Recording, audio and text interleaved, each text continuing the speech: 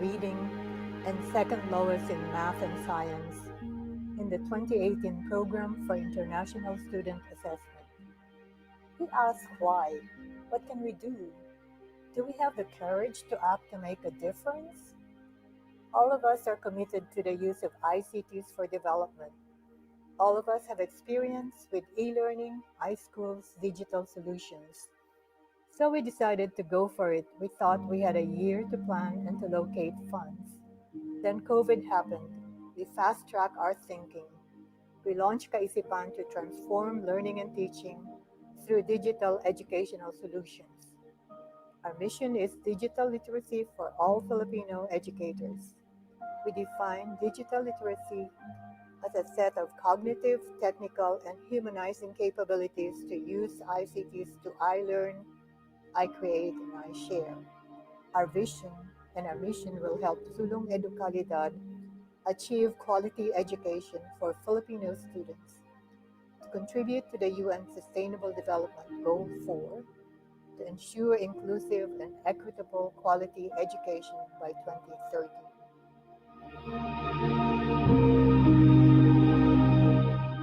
For teachers, we offer master teacher courses for digital learning and teaching with CPD units. For students, we offer coding, developing your growth mindset, social emotional skills, digital citizenship, civic reasoning, financial literacy. For teachers and students, we offer a choice of leverage devices that also mean locating sponsors and donors. We plan to see progress from I learn to I create to I share. For impact, we assess school e-readiness, digital literacy, and intelligence. We assess reactions, learning outcomes, behavior, impact. For us, chains are bonds of unity, teamwork, and strength. Kaisipan is a giving back project. We invite you, kaibigan, kaisipan, think with us and act with us to empower educators to transform teaching and learning. Digital literacy for all. I learn, I create, I share. Kaya natin to.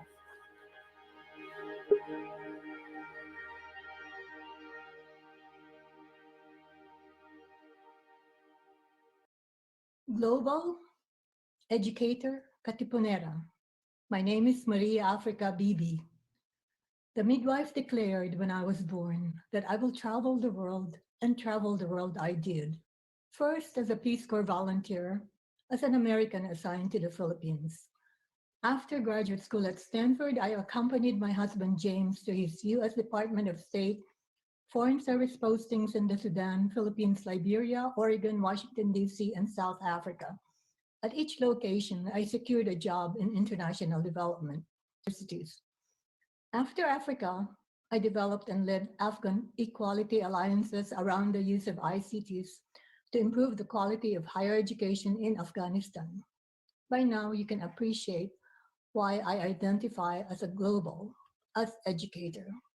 When I did my work in Afghanistan, people asked, aren't you afraid of IED, dying from improvised explosive device? My response, people die while watching TV. I'd prefer dying while making a difference. Where does this courage come from? My Lola used to tell me, don't forget you have the blood of a Katipunera.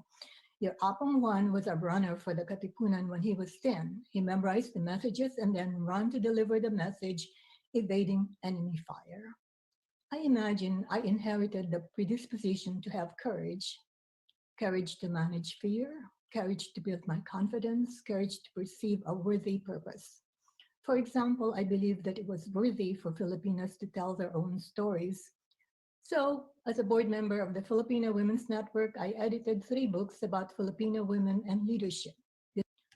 Last December 2019, my colleagues Boying, Tony, and I were shocked to learn that the Philippines scored lowest in reading and second lowest in math and science in the 2018 Program for Student Assessment.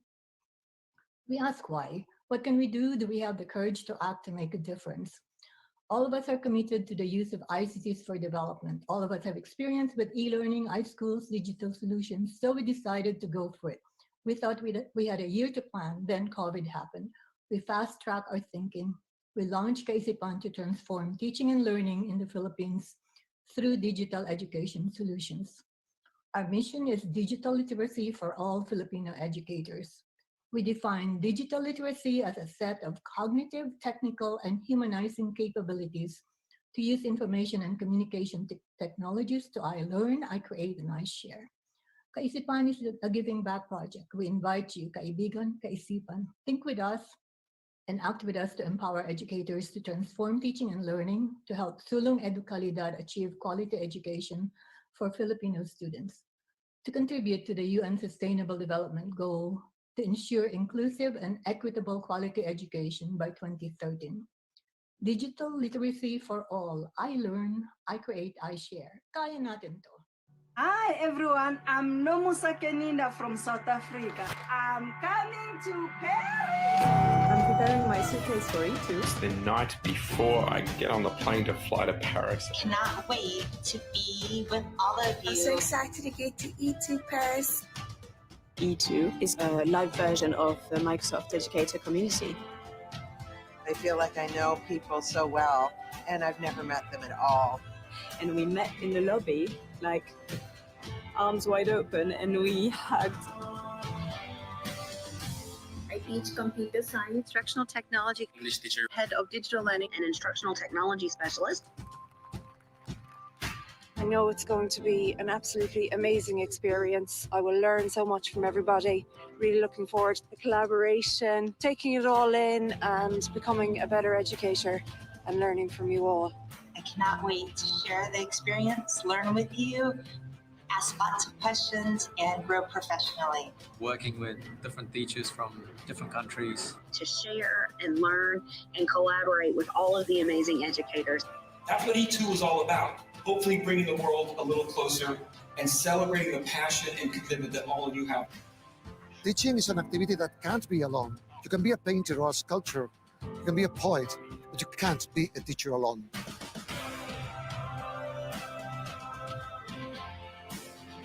E2 is a good step for me to get connected with other educators. A lot of knowledge from here that I can take to my country.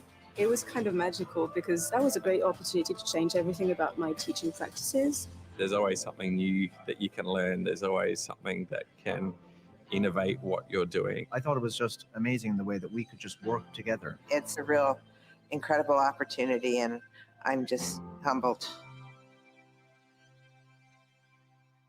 Superbe!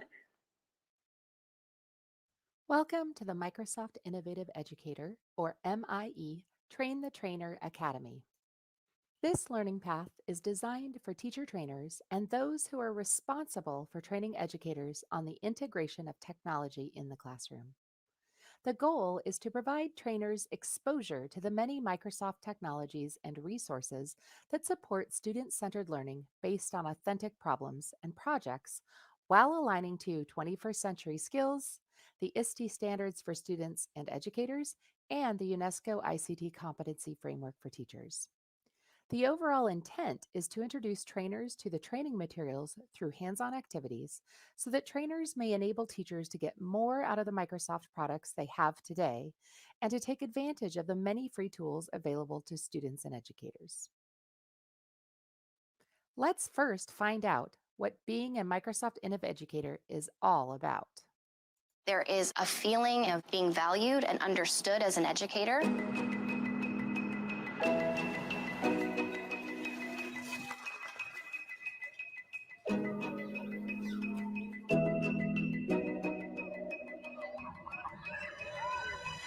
My vision of education is us learning together. It's the idea that each day we come, whether you're in the nicest place or the hardest place. My students benefit from whatever I learn on the global platform. We are able to break the barrier of cultural differences, of language differences, and we are able to reach out to each and everyone out there. It's super important to bring in the world into our classroom and for us to come out in the world. And there are so many different ways we can do that. The Microsoft Educator community has really helped to get all of the teachers on board for a common goal. The MIE program gets you out of your comfort zone. Every day is a day of learning for me. We've been friends for long. And finally today I've got to meet you face to face. That's right. This is amazing. Yeah.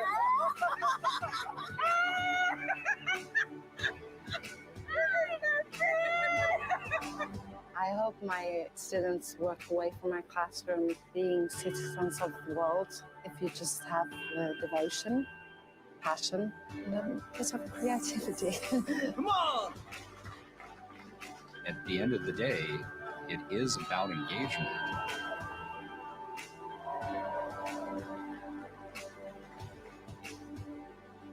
I mean, there are endless possibilities.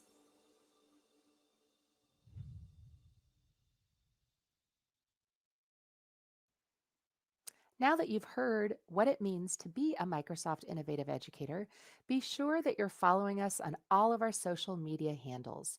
We're on Facebook, Twitter, YouTube, LinkedIn, Instagram, and Pinterest.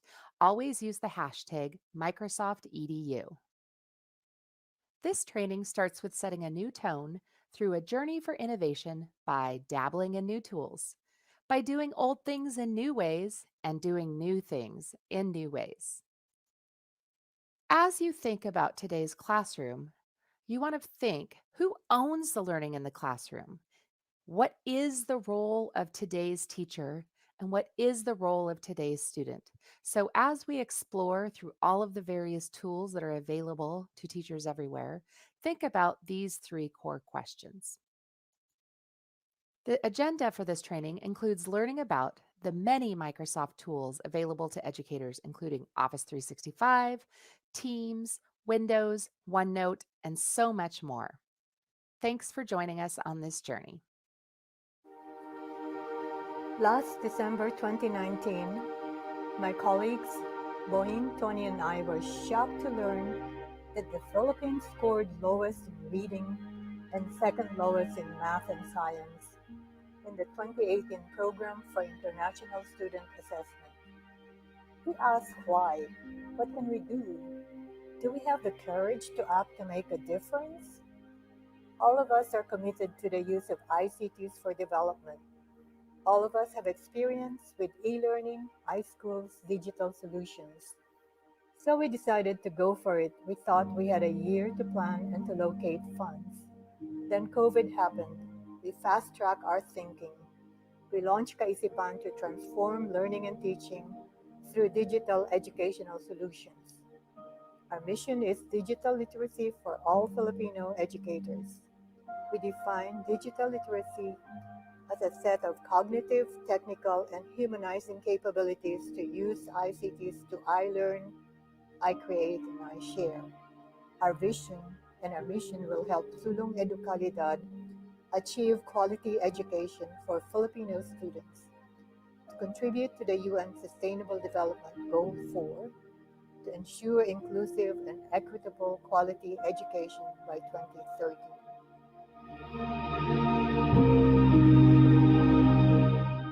For teachers, we offer master teacher courses for digital learning and teaching with CPD units. For students, we offer coding, developing your growth mindset, social emotional skills, digital citizenship, civic reasoning, financial literacy. For teachers and students, we offer a choice of leverage devices that also mean locating sponsors and donors. We plan to see progress from I learn to I create to I share.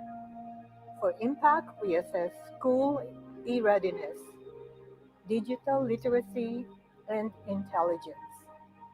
We assess reactions, learning outcomes, behavior, impact. For us, chains are bonds of unity, teamwork, and strength. Kaisipan is a giving back project. We invite you, kaibigan, kaisipan. Think with us and act with us to empower educators to transform teaching and learning. Digital literacy for all. I learn, I create, I share. Kaya natin to.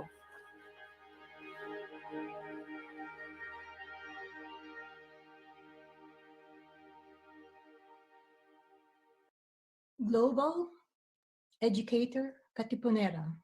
My name is Maria Africa Bibi. The midwife declared when I was born that I will travel the world, and travel the world I did. First as a Peace Corps volunteer, as an American assigned to the Philippines. After graduate school at Stanford, I accompanied my husband James to his U.S. Department of State Foreign Service postings in the Sudan, Philippines, Liberia, Oregon, Washington, D.C., and South Africa. At each location, I secured a job in international development universities. After Africa, I developed and led Afghan equality alliances around the use of ICTs to improve the quality of higher education in Afghanistan. By now, you can appreciate why I identify as a global, as educator. When I did my work in Afghanistan, people asked, aren't you afraid of IED, dying from improvised explosive device? My response, people die while watching TV. I'd prefer dying while making a difference. Where does this courage come from? My Lola used to tell me, don't forget you have the blood of a Katipunera. Your Apam One was a runner for the Katipunan when he was 10. He memorized the messages and then delivered the message, evading enemy fire. I imagine I inherited the predisposition to have courage. Courage to manage fear, courage to build my confidence, courage to perceive a worthy purpose. For example, I believe that it was worthy for Filipinas to tell their own stories. So, as a board member of the Filipino Women's Network, I edited 3 books about Filipino women and leadership. Last December 2019, my colleagues Boying, Tony, and I were shocked to learn that the Philippines scored lowest in reading and second lowest in math and science in the 2018 program for student assessment. We ask why. What can we do? Do we have the courage to act to make a difference? All of us are committed to the use of ICTs for development. All of us have experience with e-learning, iSchools, digital solutions, so we decided to go for it. We thought we had a year to plan, then COVID happened. We fast-tracked our thinking. We launched Kaisipan to transform teaching and learning in the Philippines through digital education solutions. Our mission is digital literacy for all Filipino educators. We define digital literacy as a set of cognitive, technical, and humanizing capabilities to use information and communication technologies to I learn, I create, and I share. Kaisipan is a giving back project. We invite you, kaibigan, kaisipan, think with us and act with us to empower educators to transform teaching and learning to help Sulong Educalidad achieve quality education for Filipino students, to contribute to the UN Sustainable Development Goal to ensure inclusive and equitable quality education by 2030. Digital literacy for all. I learn, I create, I share. Kaya natin to. Hi everyone, I'm Nomusa Keninda from South Africa. I'm coming to Paris. I'm preparing my suitcase for E2. It's the night before I get on the plane to fly to Paris. Cannot wait to be with all of you. I'm so excited to get to E2 Paris. E2 is a live version of the Microsoft Educator community. I feel like I know people so well, and I've never met them at all. And we met in the lobby, like arms wide open, and we hugged. I teach computer science, instructional technology, English teacher, head of digital learning, and instructional technology specialist. I know it's going to be an absolutely amazing experience. I will learn so much from everybody. Really looking forward to the collaboration, taking it all in and becoming a better educator and learning from you all. I cannot wait to share the experience, learn with you, ask lots of questions, and grow professionally. working with different teachers from different countries. To share and learn and collaborate with all of the amazing educators. That's what E2 is all about. Hopefully bringing the world a little closer and celebrating the passion and commitment that all of you have. Teaching is an activity that can't be alone. You can be a painter or a sculptor. You can be a poet, but you can't be a teacher alone.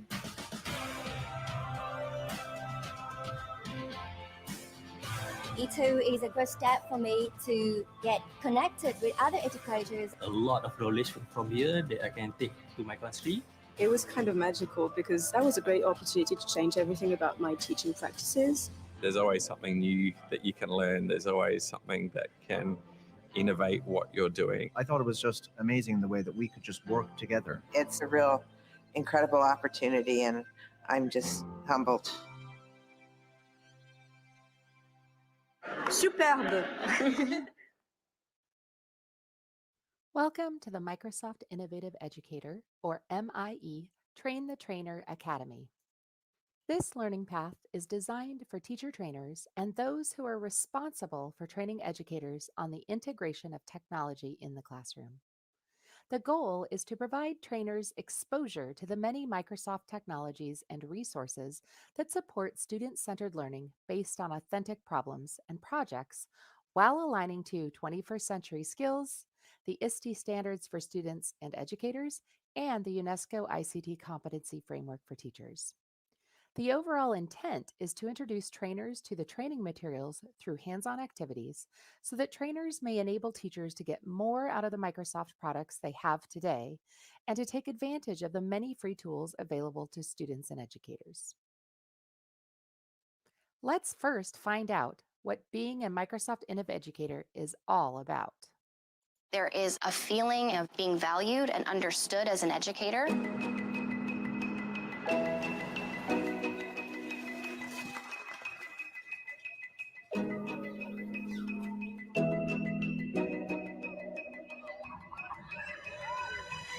My vision of education is us learning together. It's the idea that each day we come, whether you're in the nicest place or the hardest place. My students benefit from whatever I learn on the global platform. We are able to break the barrier of cultural differences, of language differences, and we are able to reach out to each and everyone out there. It's super important to bring in the world into our classroom and for us to come out in the world. And there are so many different ways we can do that. The Microsoft Educator community has really helped to get all of the teachers on board for a common goal. The MIE program gets you out of your comfort zone. Every day is a day of learning for me. We've been friends for long. And finally today I got to meet you face to face. That's right. This is magic.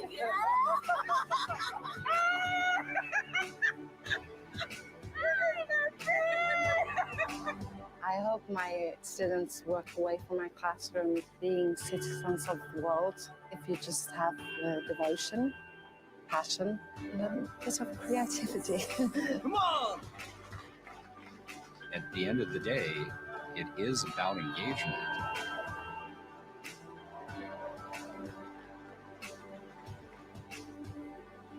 I mean, there are endless possibilities.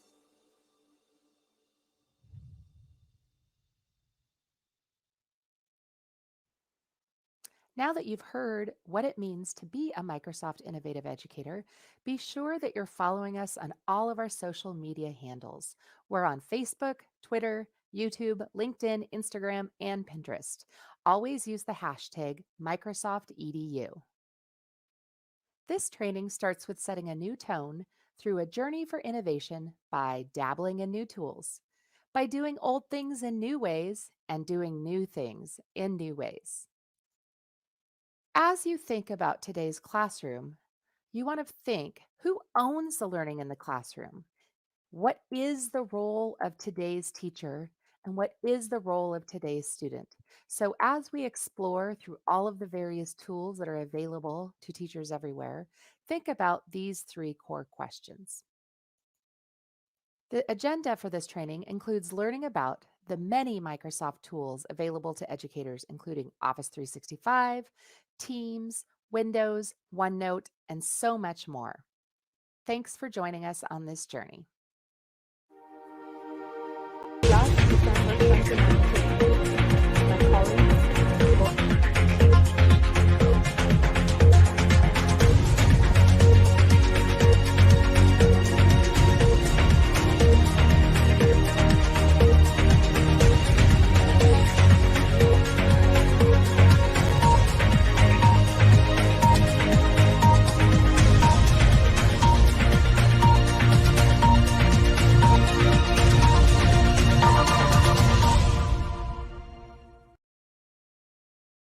All right.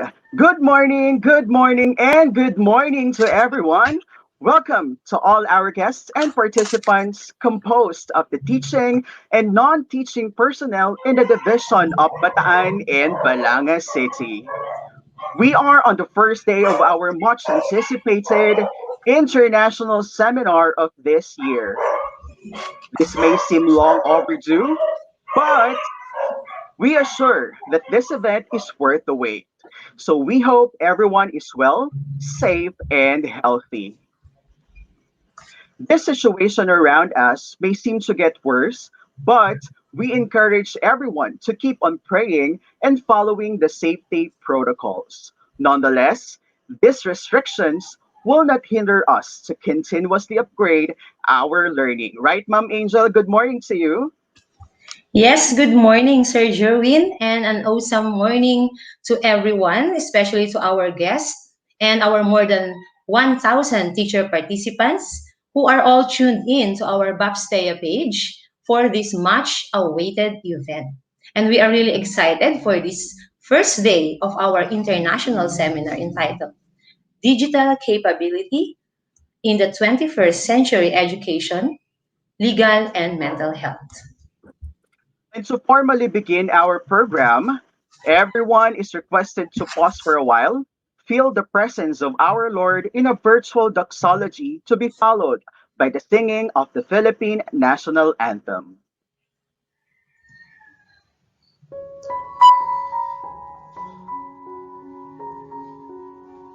Let us put ourselves in the presence of the Lord. Dear Father, we thank you for everyone gathered here now. Thank you that you know each of us by name and have caused us to walk with you. We say that we are dependent on you and our trust is in you completely.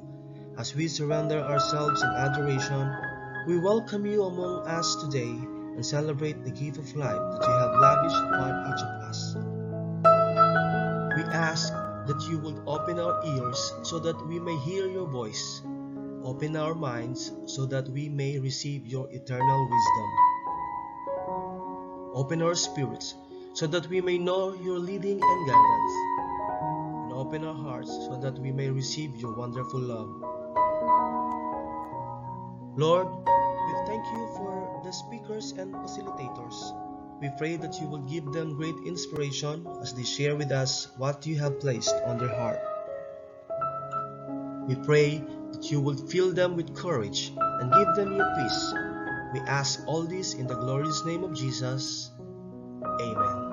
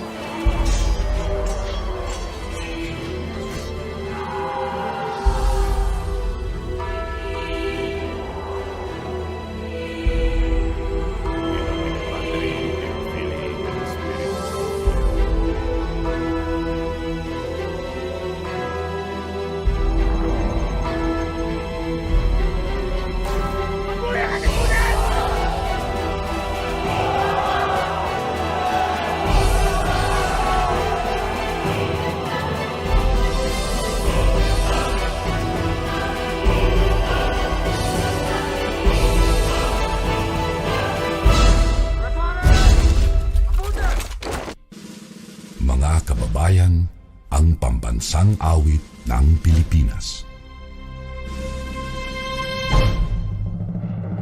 Kayang mag-ibig, telos ng sinakanan, alam ng puso, sa dikit mo'y buhay. Lupang hinirang, kuya ka ng mag-ibig, sa manlulupin, di ka pasisigil, sa nagagaktutok sa simoy at sa langit mo pagaw, ay hinatang tulakaw.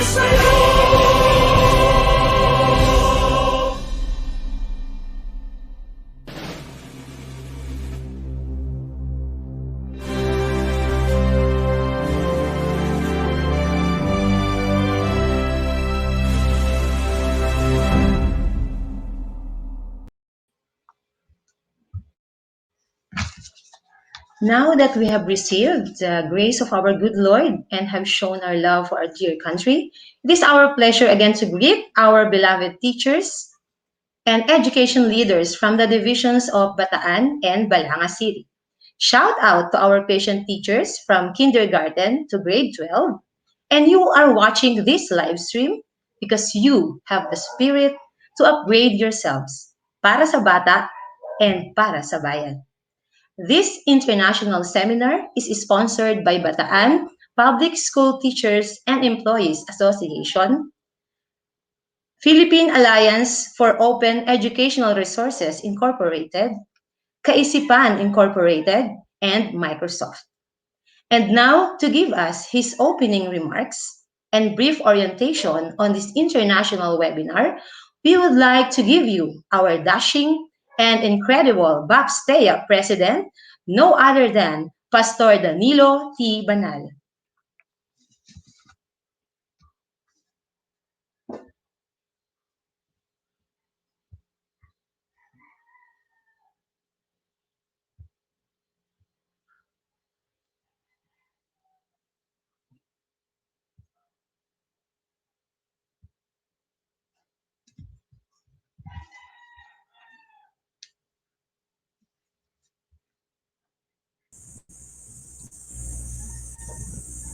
Good morning po sa lahat. Salamat po sa matyagang paghihintay. Finally, ma-execute na po natin ang ating nabinbin na international seminar for more than a year. Nabutan po tayo ng pandemic. The day before ng ating supposedly ay seminar face-to-face na gagawin sa Crown Royal, the day before ay diniklara po ng national government na hindi po tayo pwedeng mag-conduct ng kahit anong pagtitipon at dineclare din po ang ECQ sa buong kapuluan, kaya nabinbin po ng nabinbin ang ating webinar. But nevertheless, narito po tayo ngayon at salamat po sa patience sa lahat ng naging daan para maituloy po natin ito. Rest assured na marami po tayong matututunan at ang lahat ng matututunan po natin sa seminar po na ito, all throughout the duration of the seminar, ay magagamit po natin sa ating mga sa ating pong mga sarili at sa ating pong mga paaralan. Again, salamat po at sa ating pong mga guest na magmumula sa ibang bansa, ganoon din sa ating pong mga schools division superintendents na kasama po natin ngayon. Maraming salamat po at kami po sa ngalan po ng BAPSTEA ay nagpapasalamat sa inyo pong suporta sa lahat ng programa po ng lahat ng kaguruan. At umasa po kayo na patuloy ang ating pong mga magiging programa sa kabila po ng ating kinakaharap na pandemya.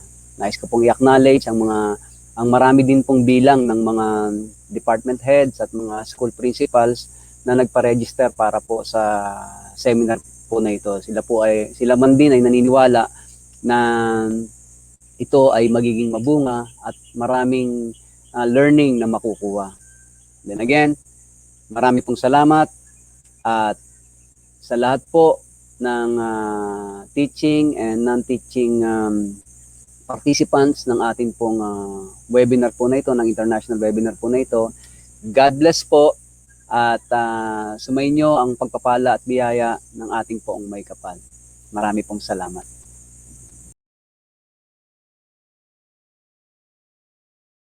All right. Thank you so much, President Banal, for that very remarkable message to everyone. We are very lucky here in Bataan to have a strong and passionate leader like you who has the heart to serve our teachers. And speaking of leadership, indeed, a leader is one who knows the way, goes the way, and shows the way, as what John Maxwell said. We are really blessed to have two great education leaders in Bataan who definitely shows us the way by going that way. And now, to inspire us with his message, we are proud to present our newly installed OIC Schools Division Superintendent of the Division of Bataan. Friends, ladies and gentlemen, let us all welcome no other than Dr. Roland M. Fronda.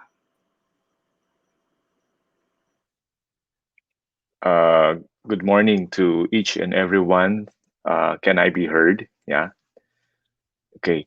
Um, it is my pleasure to be with you this morning as we have our international seminar headed by or spearheaded by the Bataan Public School Teachers and Employees Association. Um, we know that at this point in time, most jobs will change extremely rapidly.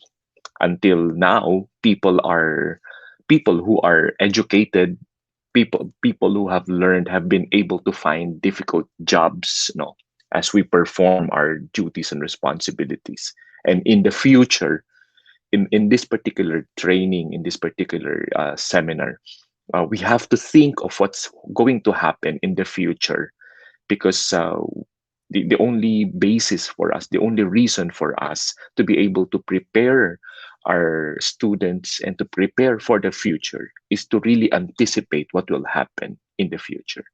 Because many people will not be able to find jobs even though they are fully educated. And that's according to different studies.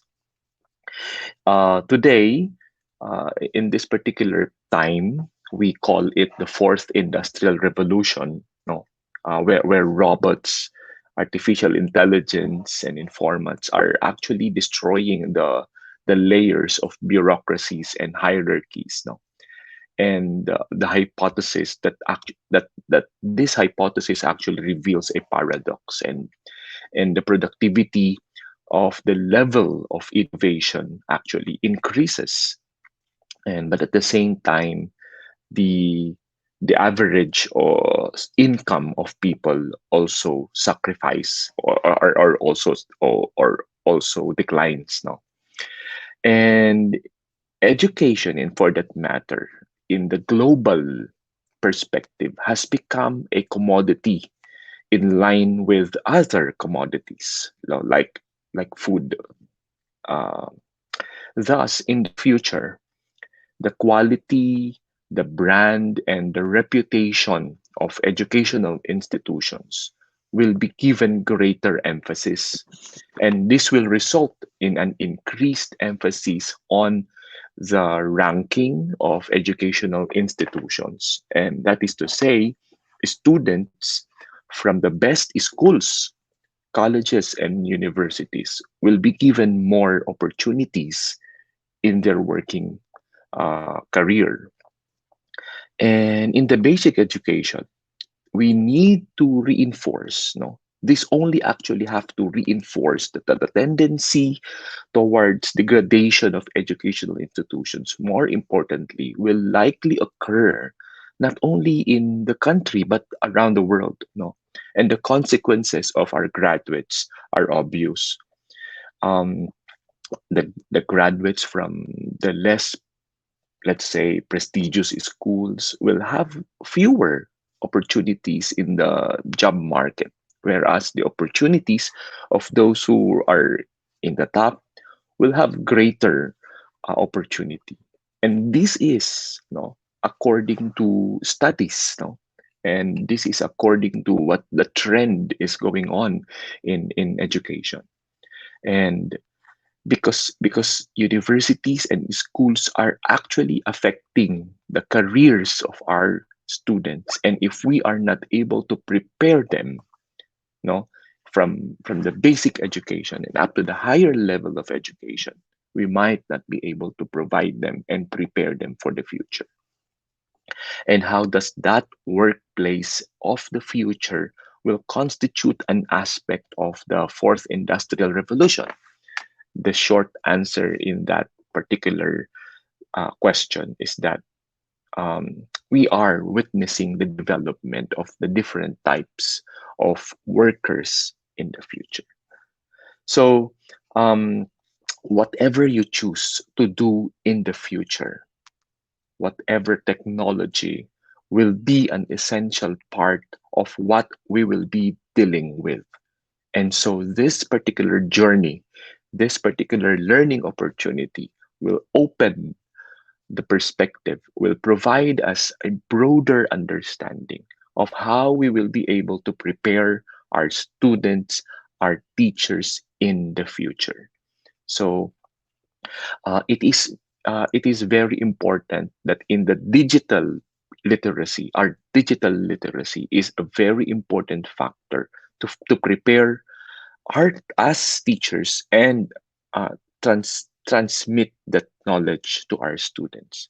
It is to learn how to think, which will distinguish the person who is who will become successful from the one who will not.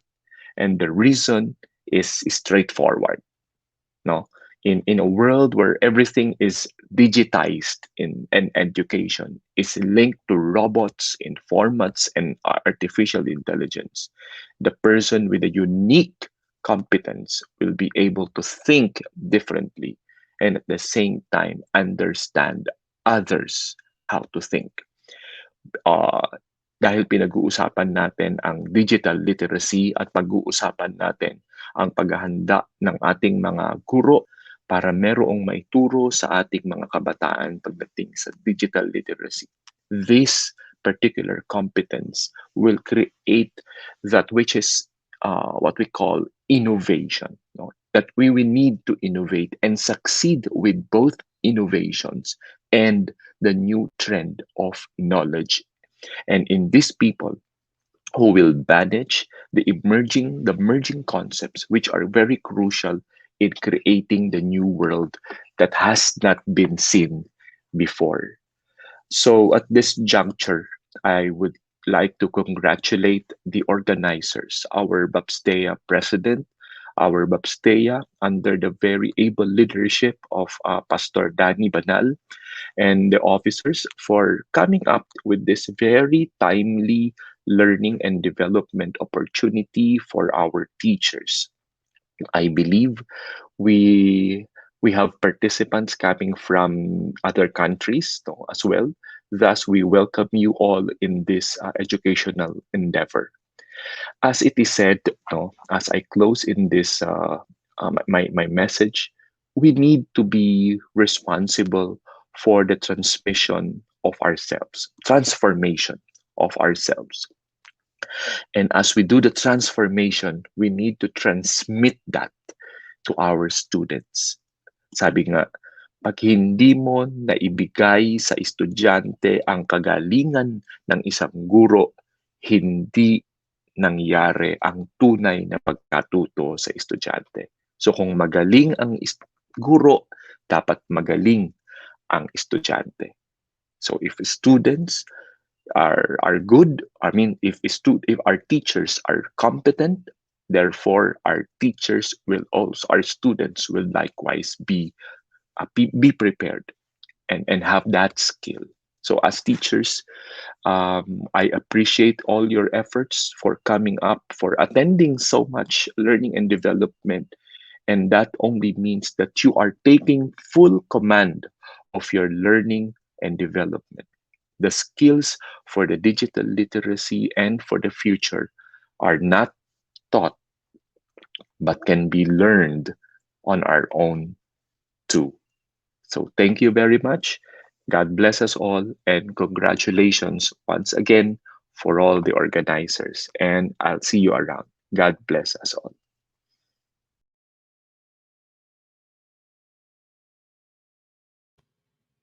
Yes, thank you so much, Sir Fronda.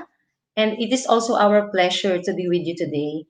Our sincerest gratitude to you, sir, not just for gracing our event today, but more so for sharing your expertise and the heart of a good leader since then. We are very, very glad you are back in the Division of Bataan. And we are all excited to work with you again. Right, Sir Jerwin? Yes, of course, ma'am. Gustong-gusto ko yung mga sinabi or message si Sir Fronda today. Tumatak sa akin yung mga kagaya nito, we teachers are responsible to transform our students, no? Kailangan, we have to be prepared as teachers kung ano pa ang mangyayari in the near future. How about you, Ma'am Mary Ann? Ano yung mga insights na nakuha mo from the message of our dear OIC SES? Yes, Sir Jerwin. Sinabi ni Sir yung about opportunities. Yes. So, this webinar is one of the opportunities na maibigay, ma-equip yung ating mga sarili bilang mga guro para daw sa transformation natin. In this, we have to learn, we have to be competent in terms of digital literacy. Kasi ito na yung trend ngayon, di ba? So, yun. I agree with you, ma'am. I agree with you.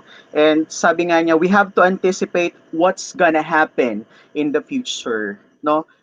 Nandun na tayo sa height ng technology, pero for sure, marami pang darating na mas bago.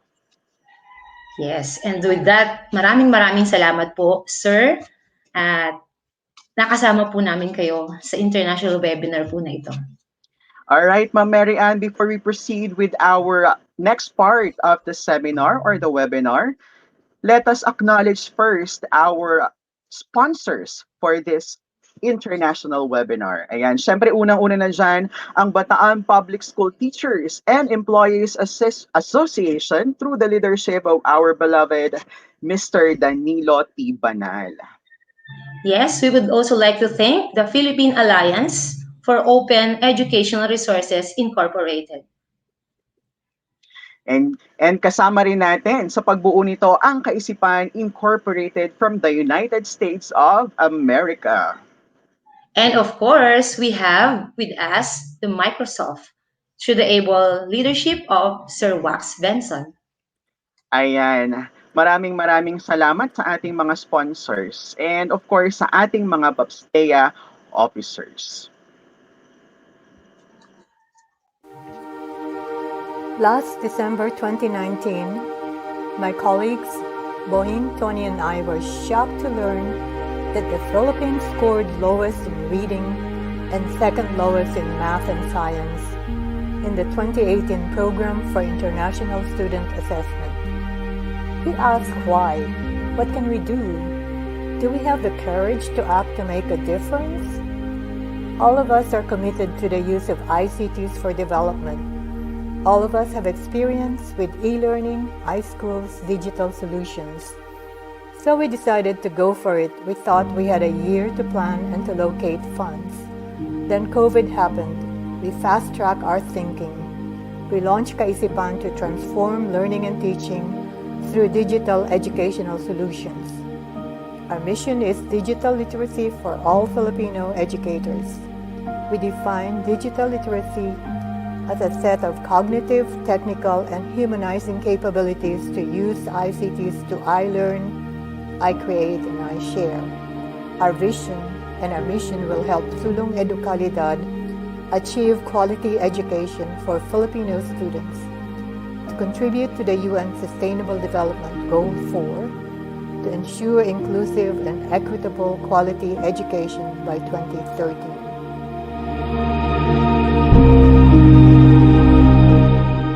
For teachers, we offer master teacher courses for digital learning and teaching with CPD units.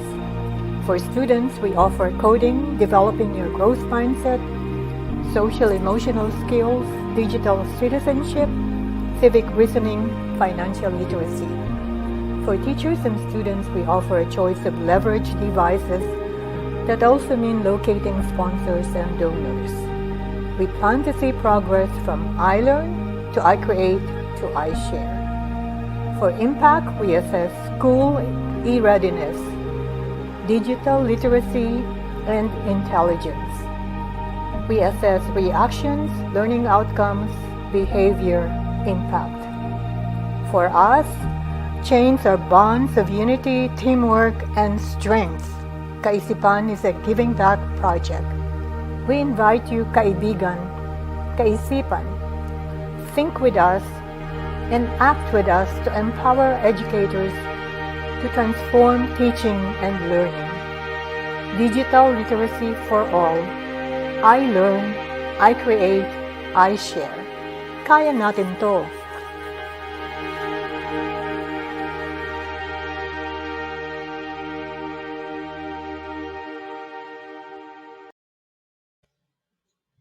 And now we are proceeding to the heart of this webinar. We hope you could bear with us in terms of technical difficulties or unavoidable problems. But it's also noteworthy to learn while watching because we have our own prominent speakers to share insights for us today. So sit tight, listen carefully, and take down notes. All right, so let's begin our webinar this morning. Our first resource speaker has made it her personal goal to link higher education with global sustainable development, to balance social and environmental considerations with economic development, and to use information and communication technologies for global engagement. She has over 20 years of experience in international development, working with higher education on knowledge exchanges, learning partnerships, and capacity building and telecommunications. She led knowledge exchanges and learning partnerships in South Africa in 1995, Nettle at Africa in Africa from 1996 to 2005, and Afghan Equality Alliances in Afghanistan from 2006 to 2009. As a faculty member of Washington State University Center to Bridge the Digital Divide, she led workshops on teaching and learning with the internet at higher education institutions in Afghanistan, the Philippines, South Africa, Tanzania, Kenya, Makerere, Malawi, and Nigeria. She also co-edited Africa.edu and edited 3 books about the leadership of global Filipino women entitled Disrupt 1.0 Filipino Woman Proud and Loud, Leading Without a Doubt in 2014.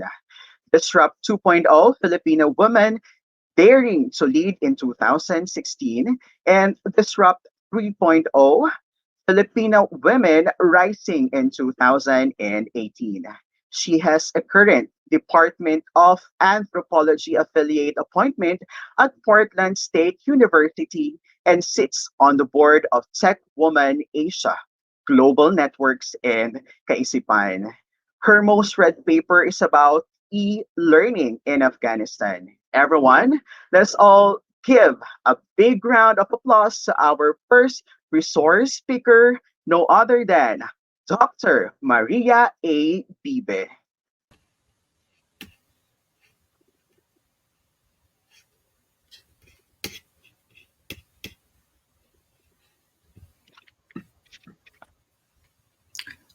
Hi, I guess I'm in the show. Yes, ma'am. Good morning. Good morning, good day. Let me share my screen.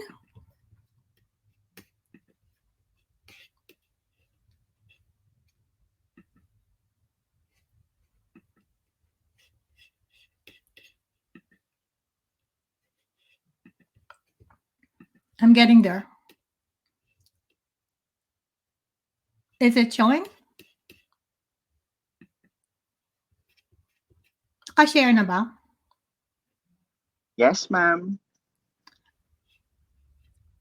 Okay, let me just go to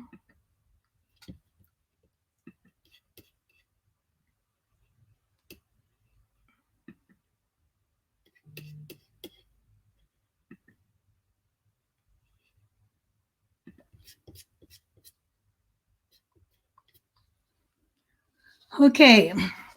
Thank you for spending your time with me. I hope that in the next hour, you will remember enough from this presentation and be able to explain Kaisipan's mission, digital capabilities for all, define digital capabilities and its components, cognitive, technical, and humanizing, identify the I-Learn competencies, identify the I-Create competencies, identify the I-Share competencies, and please listen to Kaisipan's ask, that is, plan on adapting the digital capabilities framework.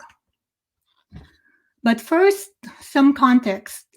In 2020, COVID happened, disrupting our personal and professional lives. In February, my husband James and I decided to move to Florida from Kona, Hawaii. The move entailed selling our condo in Hawaii, looking for a retirement place in Florida, selling our second home in Portland, Oregon, and moving our household stuff and earthly possessions from Hawaii and Portland to Florida. We received our keys on March 13, a couple of days after the US declared a national emergency. And on April 1st, Florida went on lockdown. Meanwhile, several colleagues and I started to work on a concept paper to do something to address the underlying problems uncovered by the Program for International Student Assessment, PISA. Philippines was number 79 in reading out of 79 countries, and number 78 in math and science. How awful. Nakakahiya. When COVID happened, we fast-tracked our thinking, and Kaisipan was born in June 2020. Since the initiators of Kaisipan are all ICT experts, naturally, we concentrated on ICTs and digital solutions to help Sulong Edukalidad with quality learning outcomes, both in the Philippines and the US. The different models for learning were a mix of in-person, virtual, synchronous and asynchronous, in-person, traditional, without access to technology, in-person, traditional, with access, project-based learning with access, real-time video lectures, classes, hybrid mix of synchronous or asynchronous, and weekly projects and assignments distributed remotely. In the Philippines, remote is talagang remote. Printed modules required wading through water, climbing uphill. In June 2020, the Department of Information and Communication Technology has explored the potential role of ICTs in maximizing for the new normal in line with Republic Act 10844. The Department of Education has 3 modalities to deal with the new normal. Under distance learning, learners and teachers must have smartphones or laptop desktops, tablet computers. In the absence of such devices, learning sessions were conducted through television or radio.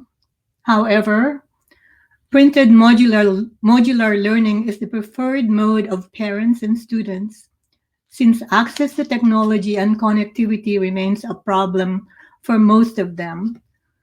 When you look at some of the statistics, it's kind of disheartening. Proportion of schools with access to the internet for pedagogical purposes in 2016, elementary schools only 25.6%, secondary schools only 33.2%. And the proportion of schools with access to computers for pedagogical purposes in 2016, elementary schools 78.5%, and secondary schools 83.1%. Despite these realities, we said, let's go. The I-Learn, I-Create, I-Share, a digital capabilities framework for Philippine educators, provides the scaffolding for Kaisipan's learning and teaching approach. Our mission is digital capabilities for educators. We define digital capabilities as a set of cognitive, technical, and humanizing competencies to use information and communication technologies to I-Learn, I-Create, and I-Share. By cognitive, we mean mental competencies to acquire, interpret, and extrapolate knowledge, thoughts, and social emotional experience. By By technical, we mean going beyond office productivity to digital competencies required of teachers, including synchronous and asynchronous tools for learning and teaching. By humanizing, we mean competencies on values education, social emotional learning, developing digital growth mindset.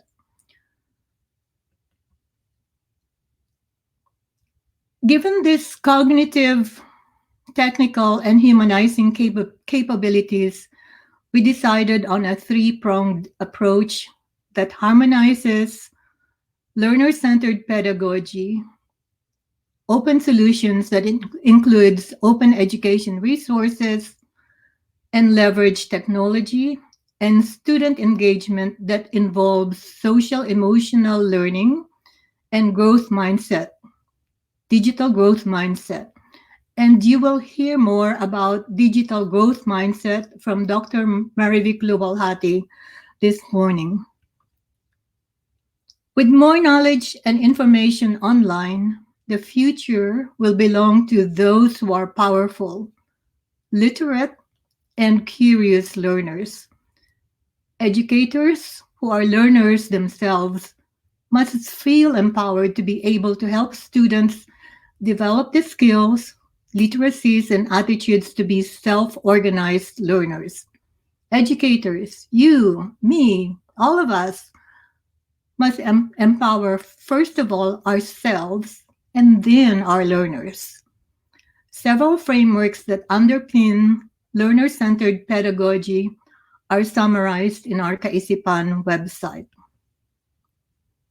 Allow me to review some of these concepts.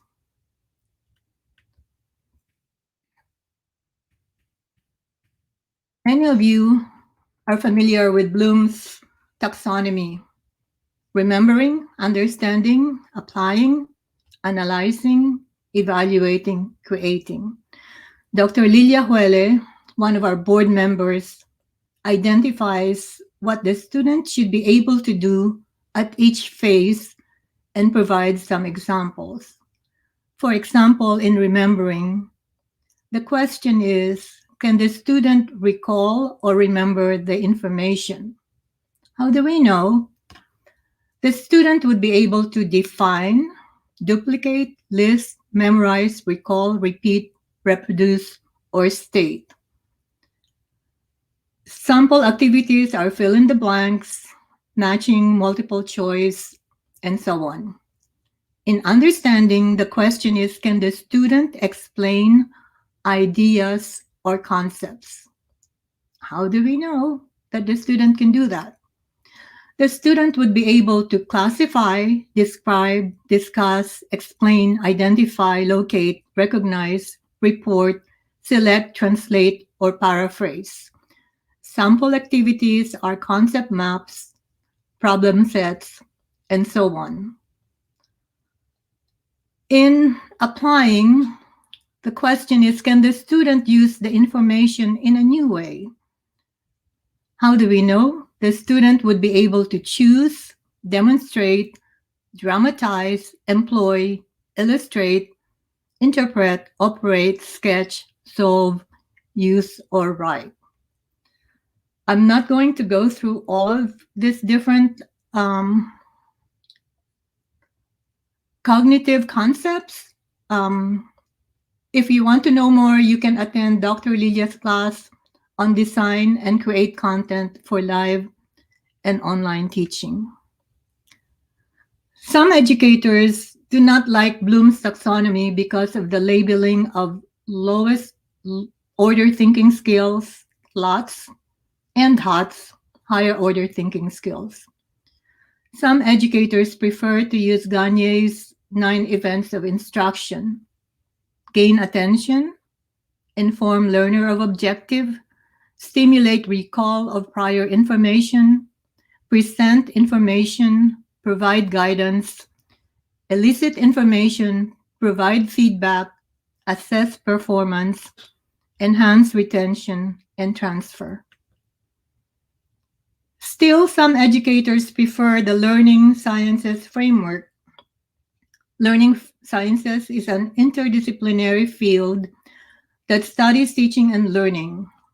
Learning scientists study learning in a variety of settings, not only the more formal learning of school classrooms, but also the more informal learning that takes place at home, on the job, and among peers. The goal of the learning sciences is to better understand the cognitive and social processes that result in the most effective learning, and to use this knowledge to redesign classrooms and other learning environments so that people learn more deeply and more effectively.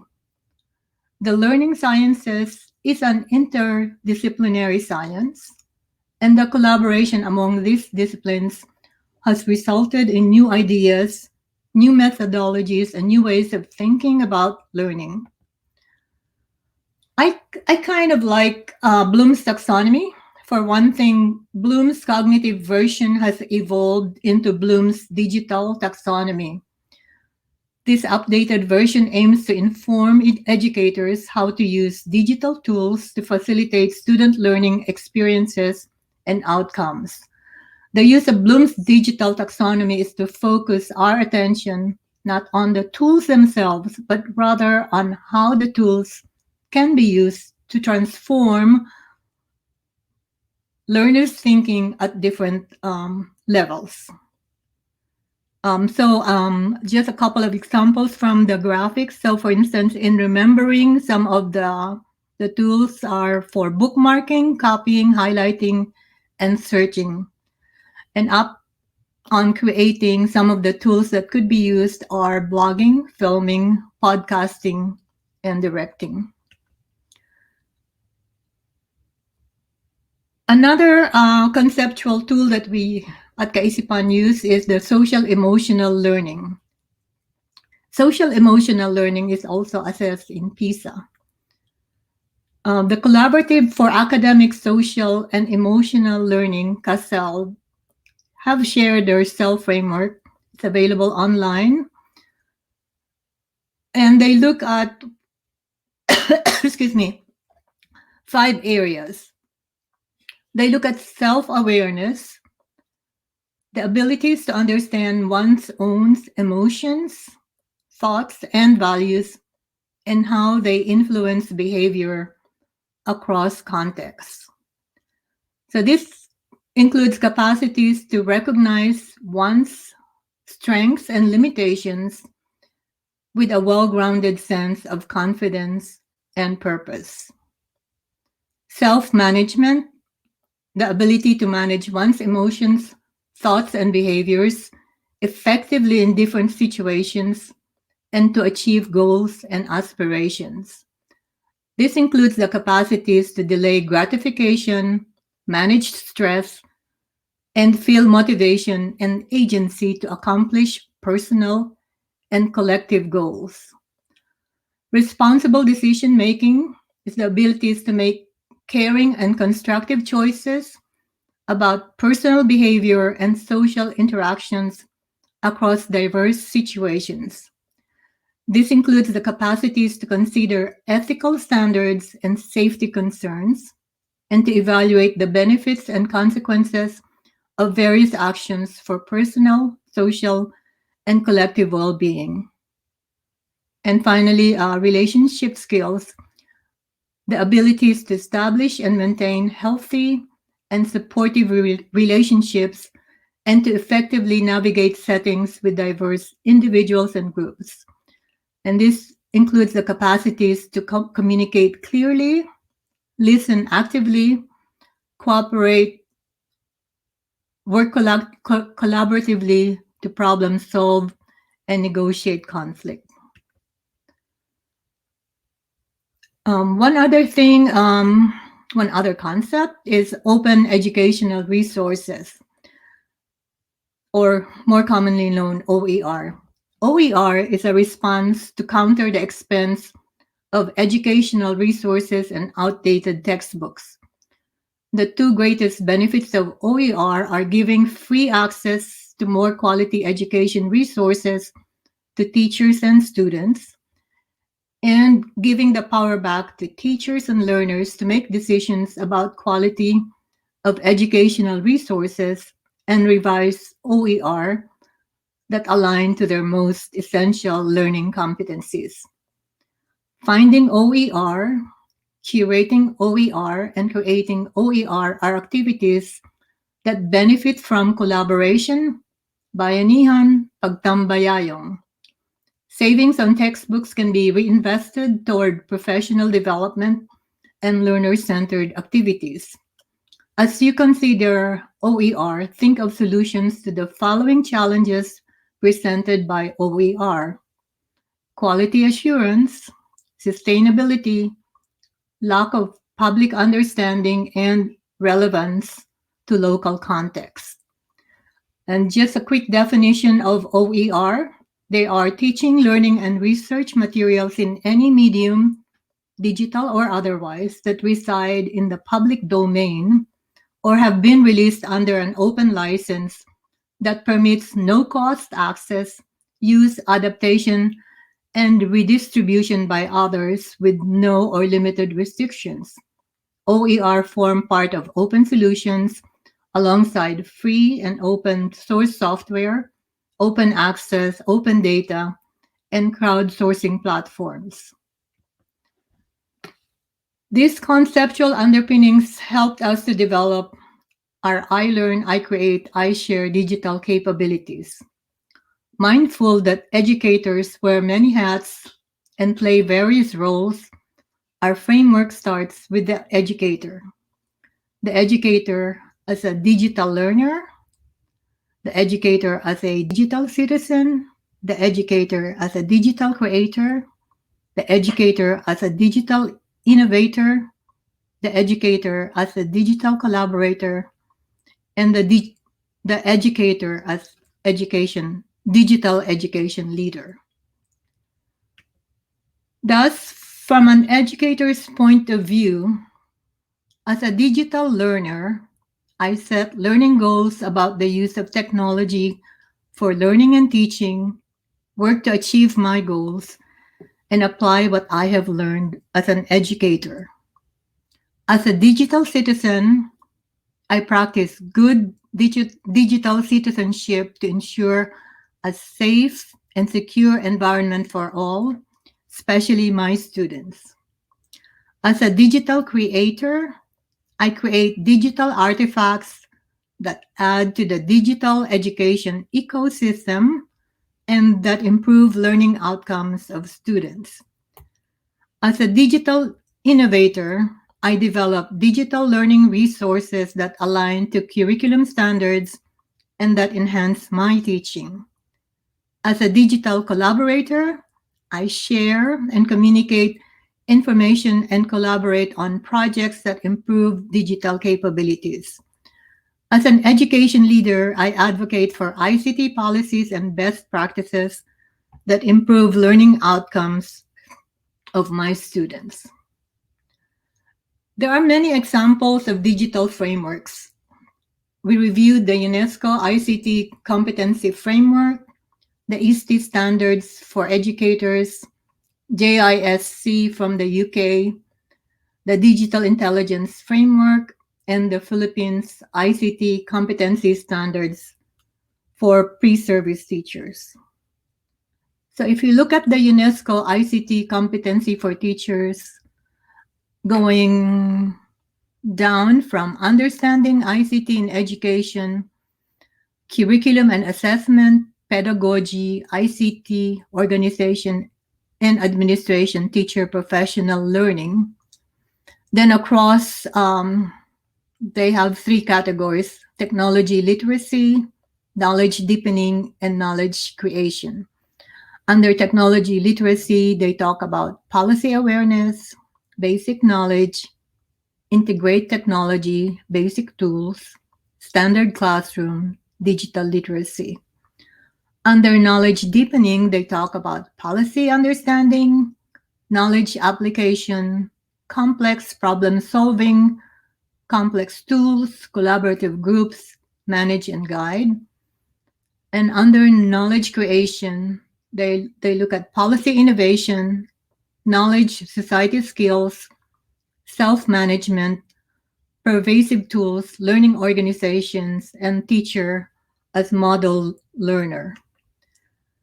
The ISTE standards look at the educator as a learner, a leader, citizen, collaborator, designer, facilitator, and analyst. And the JISC, which is based in the UK, they look at ICT proficiency in the middle of the chart, and it's surrounded by information data and media literacies, digital learning and development, digital communication, collaboration and participation, and digital creation, problem solving, and innovation. And on the outer circle is digital identity and well-being. Another framework is called the Digital Intelligence Framework. This framework looks at, now you're starting to see some themes here and some patterns. So the Digital Intelligence Framework looks at digital citizenship. By that, they mean safely and responsibly use technology. Digital creativity, by that, they're talking about turning ideas into reality. And by digital competitiveness, they mean drive, entrepreneurship, growth, and impact. If you can look at the circle, on the outside layer of the circle, you can look at digital use, digital identity, digital rights, digital literacy, digital communication, digital emotional intelligence, digital security, and digital safety. Finally, we also looked at the Philippine ICT competency standards for pre-service teachers. And that Philippine ICT competency standards, they studied the various frameworks that are similar to the ones we studied, the UNESCO ICT, the ISTE standards for education. And they look at general teacher competency standards, 7 domains, 20 competency standards, 35 performance indicators, 2 undergraduate degree programs.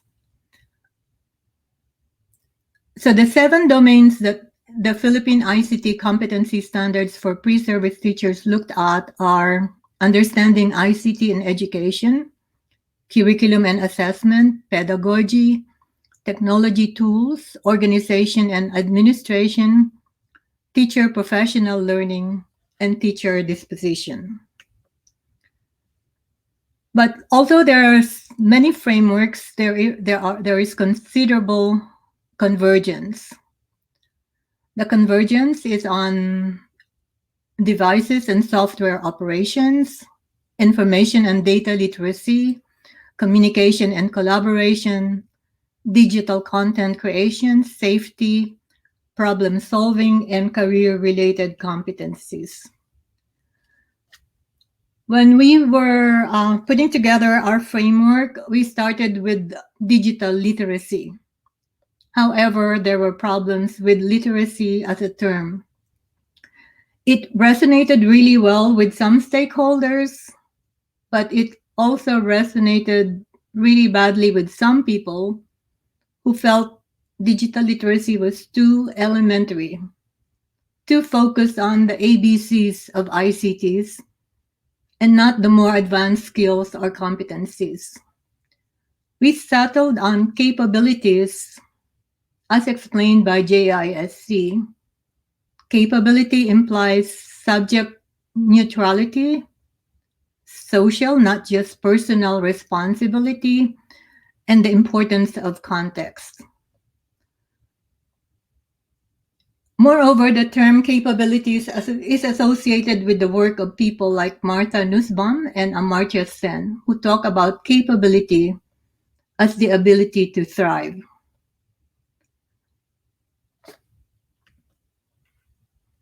Nussbaum contends that capability theory best represents our intuitions. The intuition that grounds the capabilities is the intuition of a dignified human life, whereby people have the capability to pursue their conception of the good in cooperation with others. For Amartya Sen, capabilities approach is defined by its choice of focus on the moral significance of individuals' ability to achieve the kind of life they have reason to value. Sen's contribution to development, economics, and social indicators is the concept of capability. He argues that governments should be measured against the concrete capabilities of their citizens.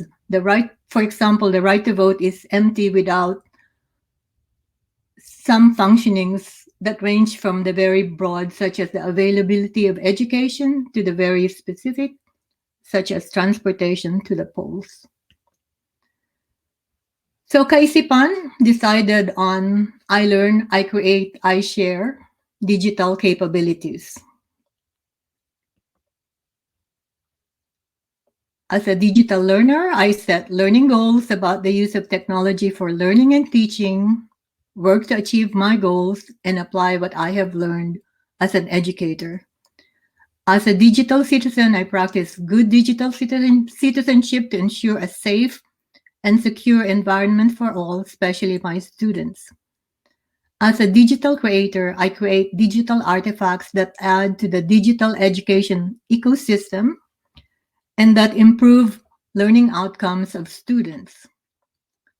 As a digital innovator, I develop digital learning resources that align to curriculum standards and that enhance my teaching.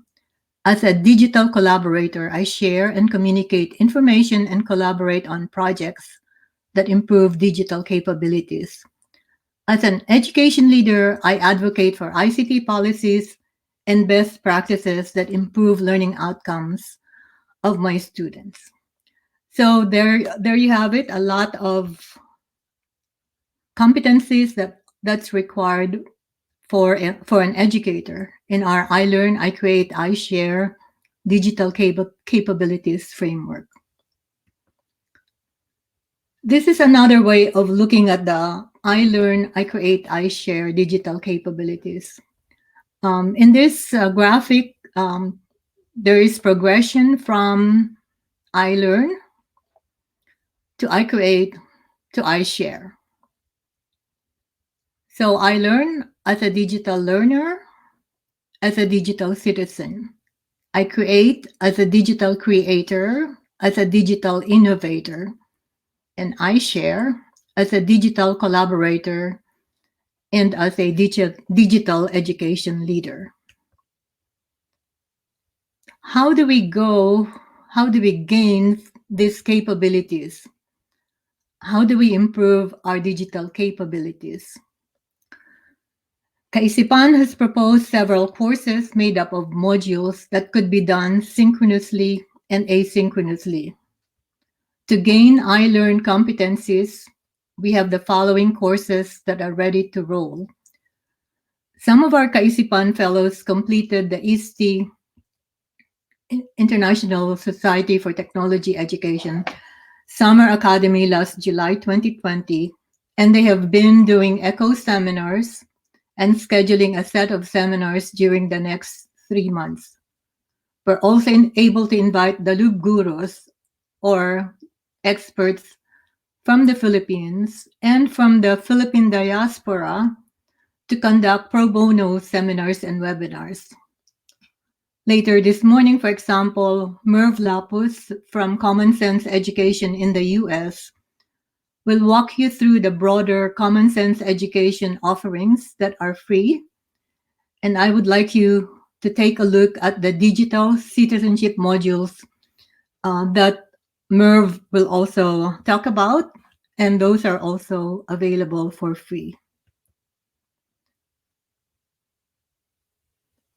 These are the courses we believe that will help you gain I Create capabilities. open education resources, integrating tech tools to improve student learning outcomes, the perfect blend, design and create content for live and online teaching. So actually, Dr. Lilia is doing a special session for Kaisipan Fellows and some DepEd invitees on design and create content for live and online teaching using Beacon, a model-based learning management system. For iShare, the courses we're thinking of are project-based learning for global projects, strengthening student engagement, and digital capabilities for learning and teaching. Now we can drill down a little bit more in terms of competencies, performance indicators, and reflection. So, as a digital learner, I, the teacher or educator, I set learning goals about the use of technology for teaching and for learning and teaching, work to achieve my goals, and apply what I have learned as an educator. That's the capability. And what are the competencies below that? Some of the competencies are define professional development goals about the use of technology for teaching and learning, participate in the local and global digital ecosystem, explain the techno-ethics considerations in digital learning and teaching, plan digital artifacts for learning that show understanding of cognitive, technical, and humanizing competencies. Some of the performance indicators are choose X number of professional learning opportunities that improve your teaching practice. And since we're Kaisipan, attend a professional development session by Kaisipan Fellows or the Loop Gurus. Complete an asynchronous online course, for example, digital citizenship curriculum training. Complete the civic online reasoning course, or 21st century skills that look at critical thinking, communication, collaboration, and creativity. And the last one is evaluate the relevance and credibility of online sources. And there's always a reflection. Can I, as an educator, define, explain, apply, analyze, and evaluate the cognitive, technical, and humanizing competencies that build my digital capability? What values are helping me attain my goals? Do I show positive attitude towards the use of technology tools in learning and teaching?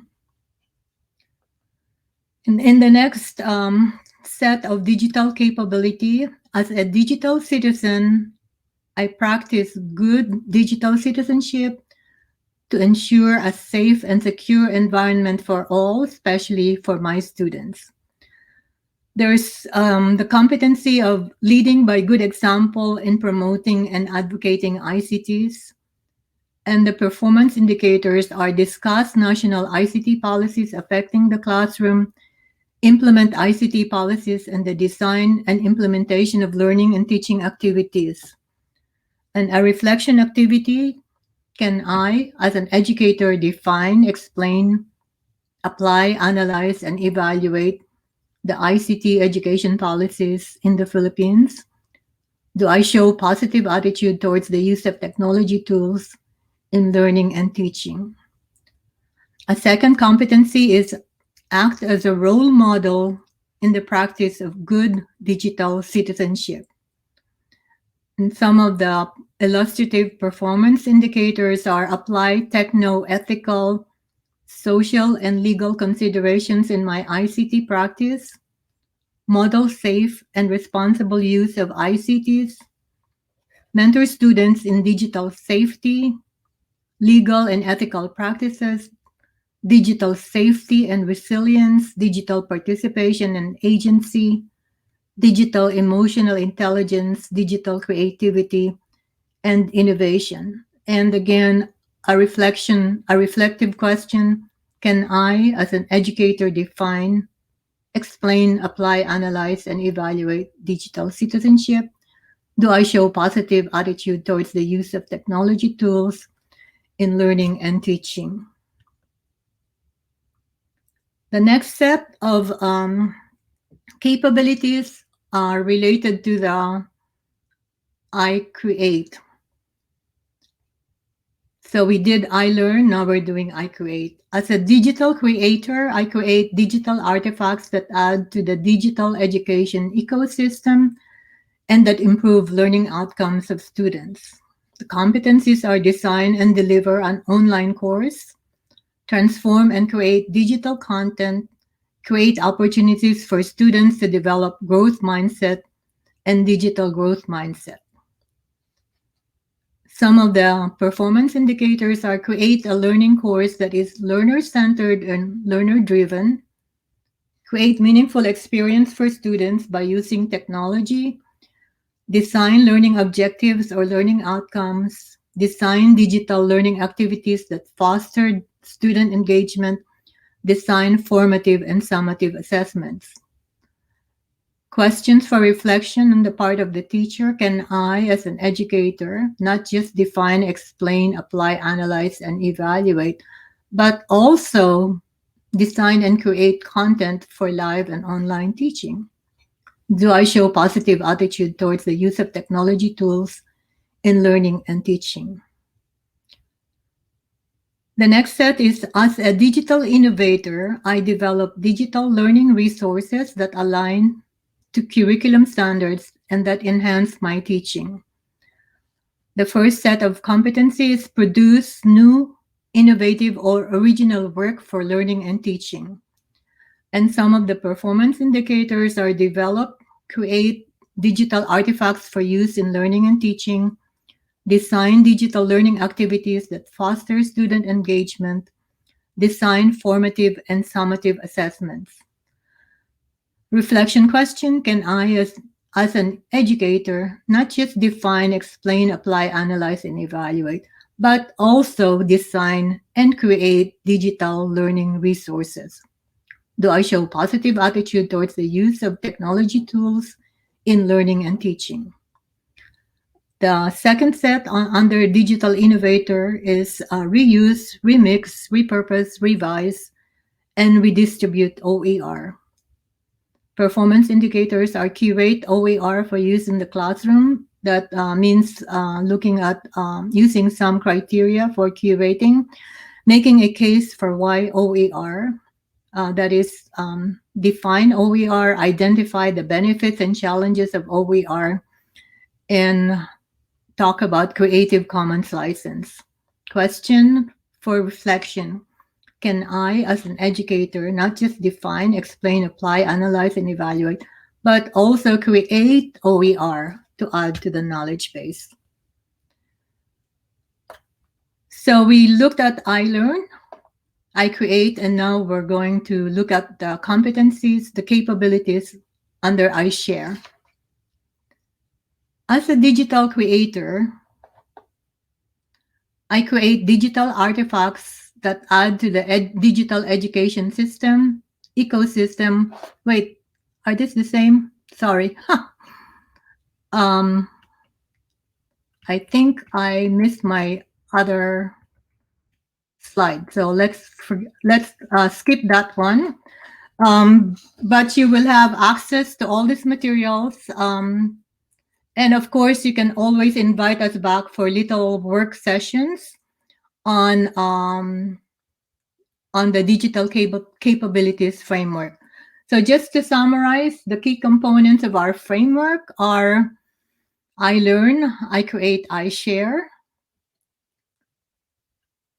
As digital learners, as digital citizens, as digital creators, as digital innovators, as digital collaborators, and as digital education leaders. So that's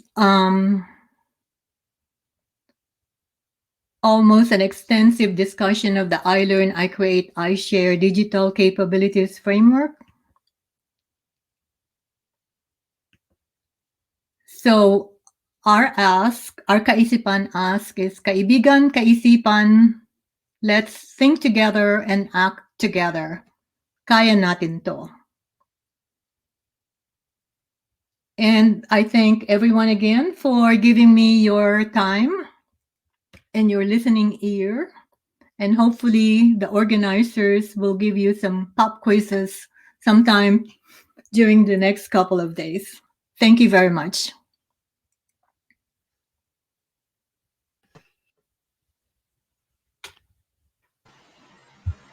Yes, thank you so much.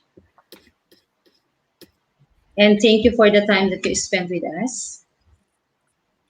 Right. Thank you so much, Dr. Bibe, for that wonderful explanation of I Learn, I Create.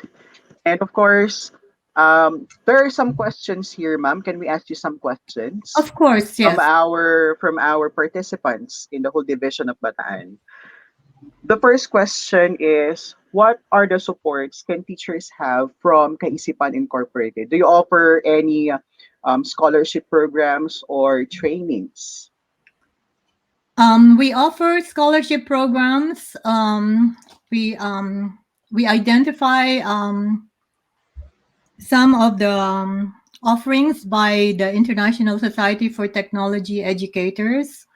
We identify some of the offerings by some of the universities that are able to provide certificates. We cannot do master's training for U.S. universities, but if they are able to provide certificates, then we are able to provide scholarships for those.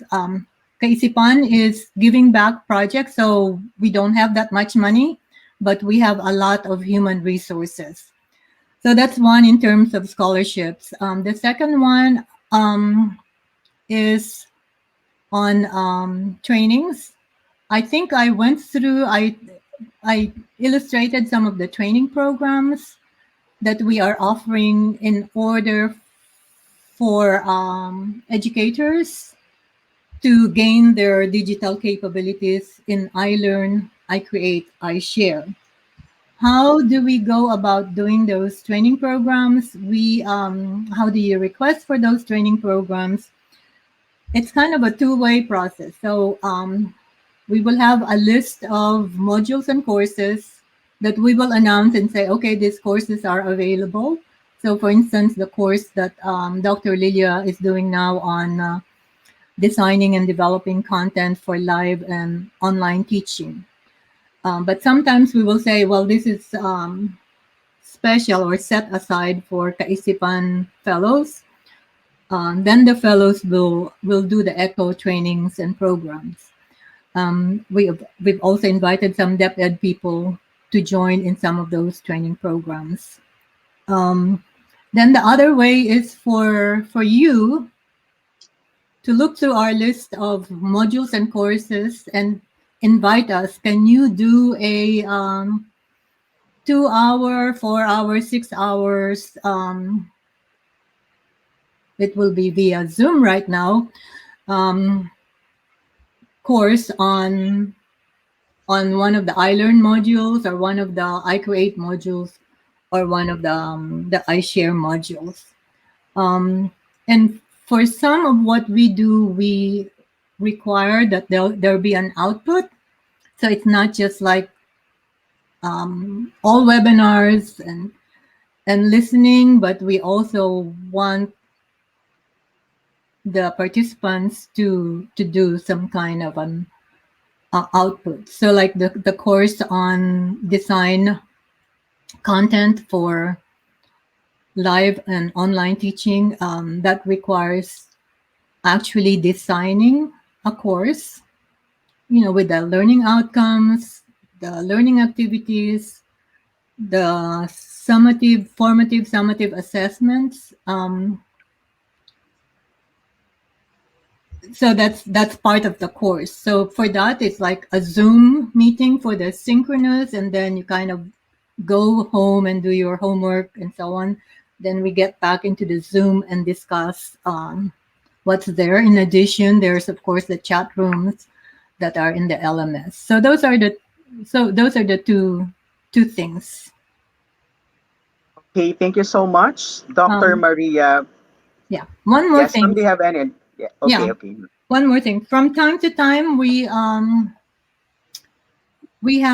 make announcements, like for instance, master class.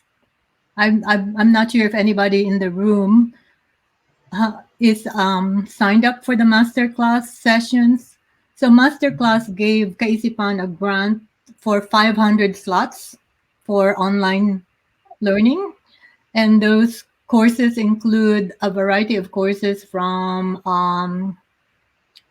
authors like Judy Bloom, or negotiators like Voss, or chefs, and so on. So it's like a variety of professional development courses that is video based, but it also includes some a syllabus and some hints for actually doing some of the work. So we might have another announcement for another 500 slots. It's basically an access to 100 online professional development courses that you can take over a year. Anyway, Okay. so those are just some of the examples. Okay, thank you, Dr. Bibe. How can our teachers avail of those slots, ma'am? They should, when we make the announcement, they should apply. Okay. And there's also, in addition for the teachers, there's activities for students. So for example, Kaisipan does a lot of we do a lot of our activities with partners. So we have a partnership with Layer Tech. It's a software company that's actually based in Bicol. And they do games for coding for young kids. So they give us premium slots, which we give out as scholarships. The one that I like the most that we have done so far is some scholarships for special ed students in DepEd Manila, for them to do coding using this game-based approach.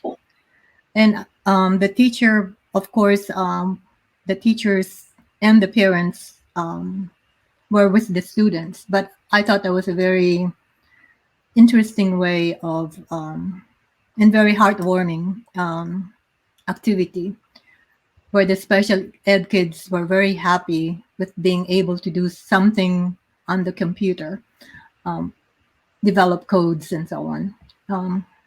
So there are the ones especially for teachers, and then the ones for students. Also for students, let me just make a plug for what we call Pinay Twins. Twins are for young girls age 9 to 12. So we're doing a 100 girls who will become influential in the future. And we have invited the authors of the Disrupt books, Disrupt 1, Proud, Loud, Leading Without, to interact with the girls, discuss the chapters in the book, and discuss the leadership stories, the leadership journeys, and basically mentor the girls towards becoming leaders, our future leaders. That application form is available right now in the Kaisipan Facebook site. Okay, so ayan, iniimbitahan po natin ang ating mga guro. Let's go to Kaisipan Facebook page for their announcements, at malay po natin, isa po tayo sa mabibigyan ng scholarship grants, and of course, magkaroon po tayo ng slot para po sa ating mga courses. Thank you so much, Dr. Bibe. And slots for your students also. Plus, if the Bataan teachers say, okay, we want to invite you to do a course on, one of the things you mentioned on the modules and courses, we will be happy to do that. Wow. You organize it and we will come. Wow, that would be great. All right. So, That's Jerwin, great, what can you ma'am. say about that? Yes, alam mo ma'am, talagang napakaswerte natin today dahil nga sabi ni Ma'am Bibe, hindi lang teachers sa makikinabang sa mga trainings and seminars na kinokonduct nila. Still, yung ating mga students, kung meron tayong mga anak na gustong mag-avail, pwedeng-pwede yan. Yes, at syempre, Okay. isa sa partners natin sa learning, Sir Jerwin, ang ating parents. And Yes, Ma'am of and course. Dr. Bibi mentioned that they also have this program for parents. So napakaganda po talaga ng kanilang program. All right. Thank you so much once again, Dr. Maria Bibe, for sharing your expertise with us today. Thank you so much. And thank Yes, you and for we are, inviting Kaisipan yes, into your space.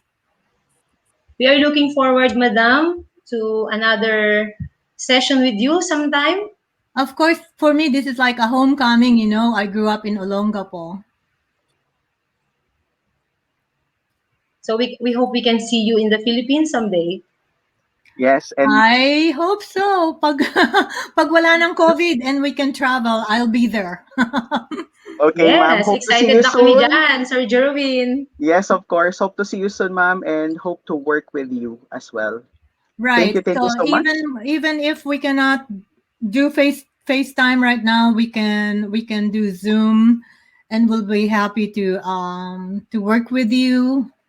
And if the list of modules and courses are not what you want, just tell us what you want, and we can find an expert from the Philippines and from the diaspora to come and help. Actually, one of well, let's see. Your Sir Wax has requested that Kaisipan work with the senior high school students to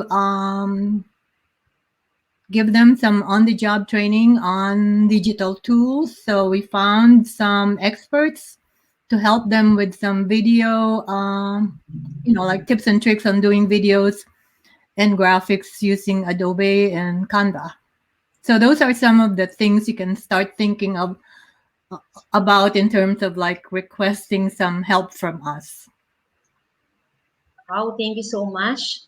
Mas naging excited ako, Sir Jerwin, kasi nasa senior high school Yes. ako. So, Yes. happy ako para sa mga Gamit na estudyante gamit yan, ma'am. namin. Oo, tama. Sabi nga ni Ma'am Bibi kanina, ito talagang tumatak sa isip ko eh. The future belongs to those who are powerful, literate, and curious. Kailangan iyan yung mga attributes na kailangan nating as teachers and of course as students or future leaders. Yes. At nakita natin, narinig natin dun sa topic ni Dr. Bibe.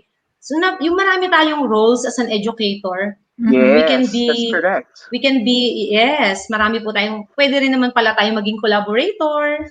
Diba? Pwede tayong maging leader. So, Yes, of course, ma'am. maraming opportunities. Tama. Sa atin talaga magsa-start yan eh. Honing young minds, Kailangan tayo muna as teachers bago natin ma-transfer yung learning sa ating mga estudyante. Once again, thank you so much. Palakpakan naman natin si Dr. Maria Bibe. Thank you so much, ma'am. Thank you for sharing your time and expertise with us.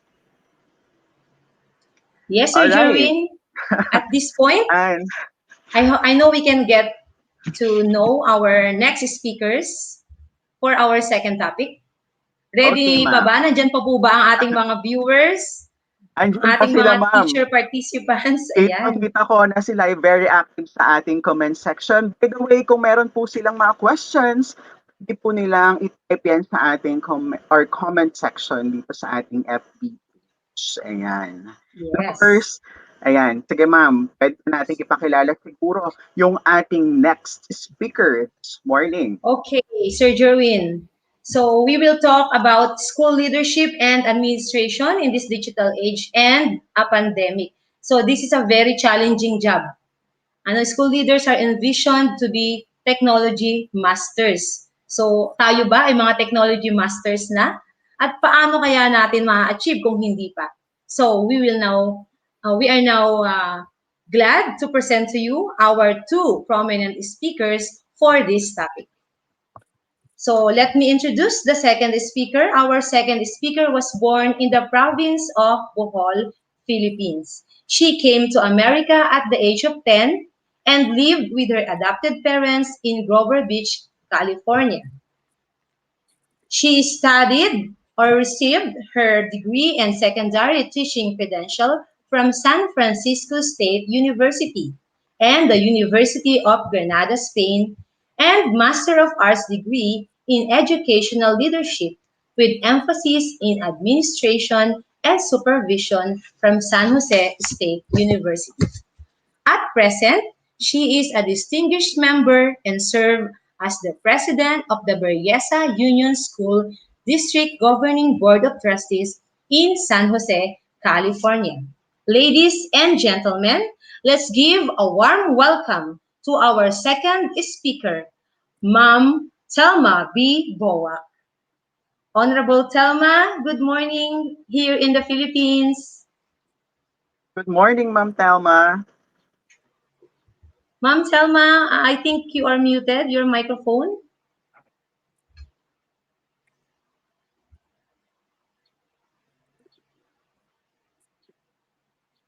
So I think Ma'am Telma is having a technical difficulty. Hello, ma'am. Mula po sa Pilipinas, magandang buhay, Honorable Telma. Ayan. So habang inaayos ni Ma'am Telma yung kanyang microphone, ayan, syempre, gusto ko lang batiin ang lahat ng mga teacher participants from Limay District, Elementary and High School. Ayan, hello mga Yes. taga-Limay. Hello. Nagpapa-shoutout nga po pala ang aking mga teacher friends. Yan ang aking mga Marcies. Yan, batiin mo, Good ma'am. morning po kay Ma'am Jerly Eusebio mula sa Orion. At syempre po sa aking mga classmates sa Bataan Polytechnic State College. Nagpapa-shoutout sila, Sir Jerwin. Ayan. Ma'am Loretta Agustin, Ma'am Peng Montilla, Mar Enisa Reyes, hello po sa inyong lahat. Ayan, ready na yata si Ayan, I Honorable think Ma'am Telma. Telma.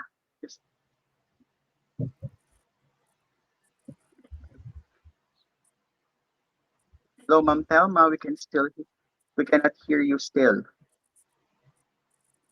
Ayan, sige ma'am, let's continue muna. Ayan, batiin naman natin ang ating mga officers from BAPSEA. Hello, hello, Sir Danilo Tibanal. Of course, nandiyan din si Sir J.R. Pangumlayan. Of course, kasama natin si Sir Jose Rapula Navata, our first Vice President. And of course, to Ma'am Sonia Labrador, our first treasurer. And of course, Gay Caparas.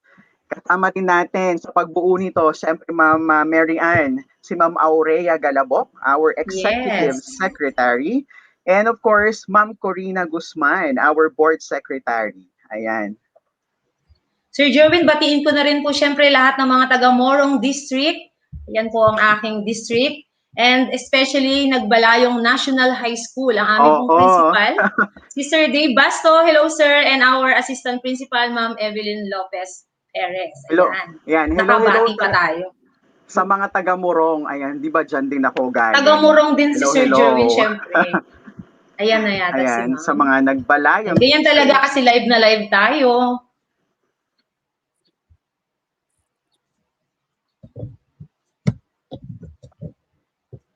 Okay.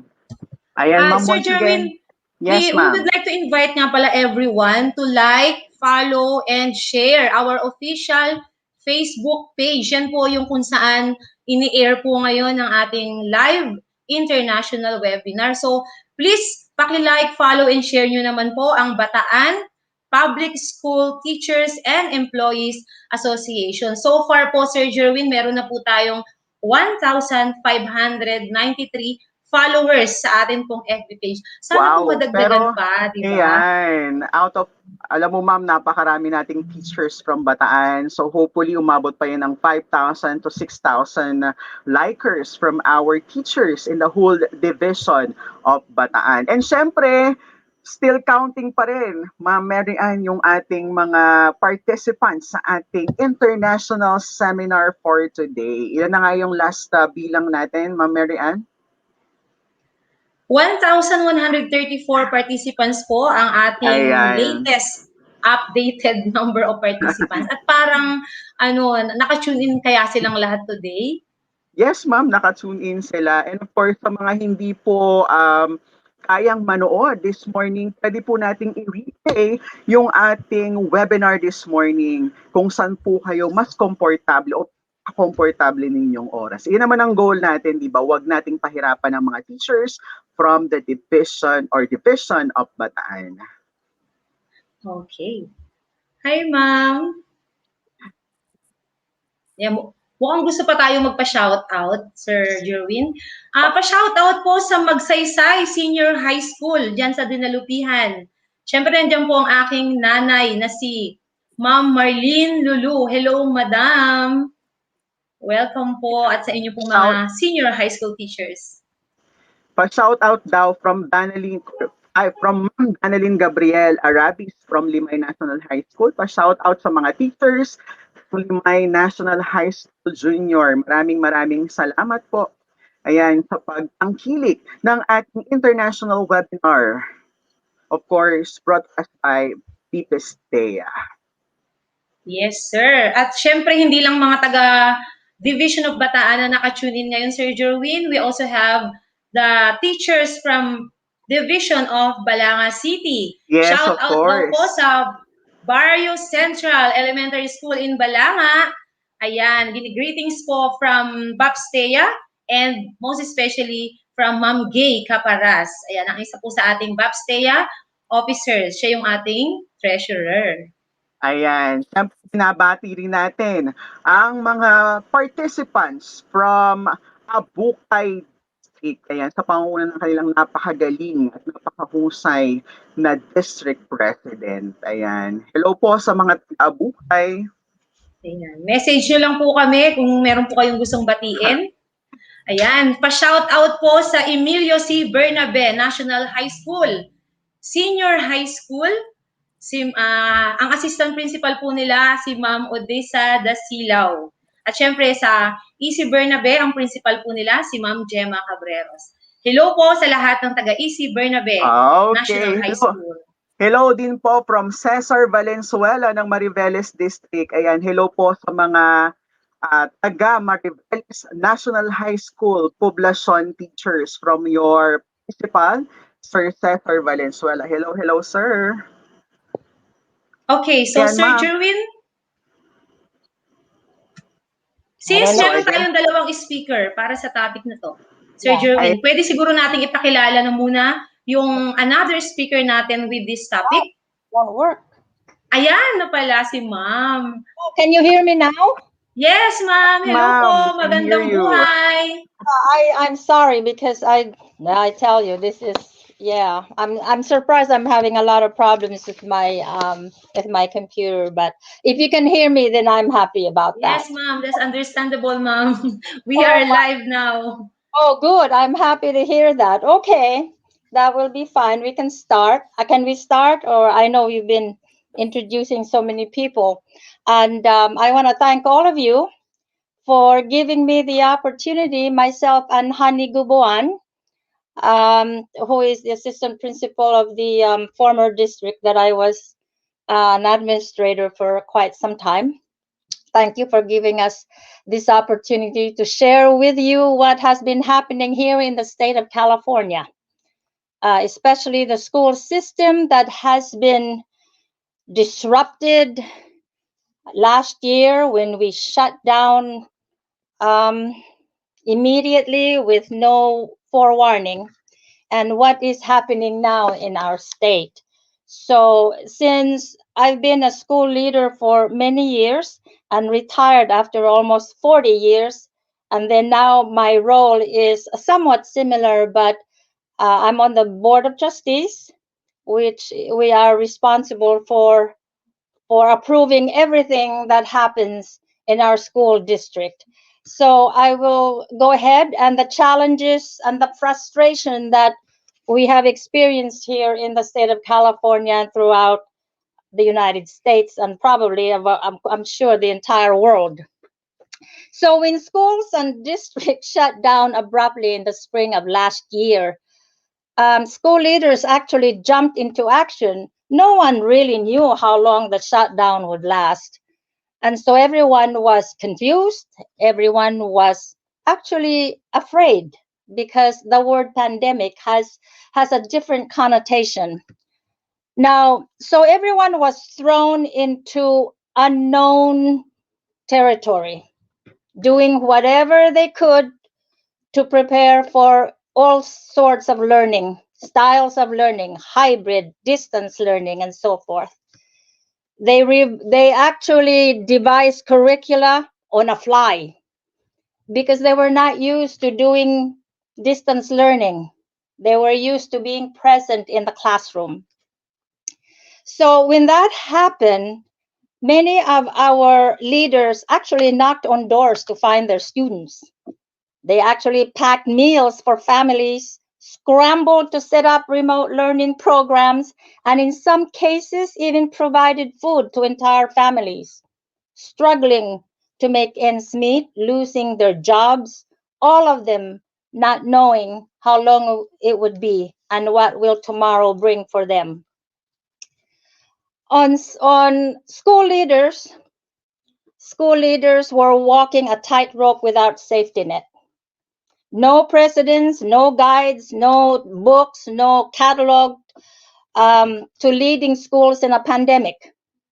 Principals who already led online schools had longer experience and were prepared with the kind of planning necessary to exert personal leadership, while for others, it was a new and extremely challenging.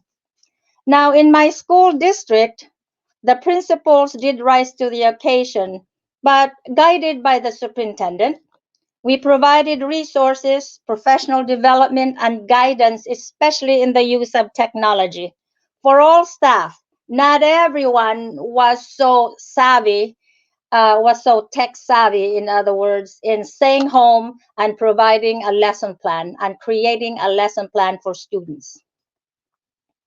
In my school district then, it required a great deal of support. It required a great deal of empathy. It required a great deal of communication and making health and safety a priority for everybody.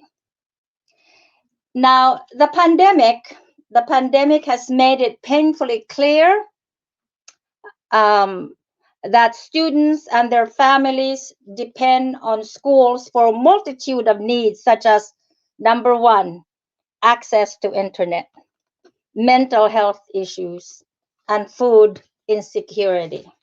I am sure that in the Philippines, you have seen many of the long lines that's been happening here throughout this country. Well, where I am here in San Jose, California, in Northern California, Southern California, it's no different. Our school superintendent, school board, union, school reopening, any effort to reopen schools during a pandemic is dependent upon the availability of personnel. The state of California has set a color-coded, tiered reopening plan for every county in the state. Right now, we are in orange tier, but this is done by county, not by state. It's done by county.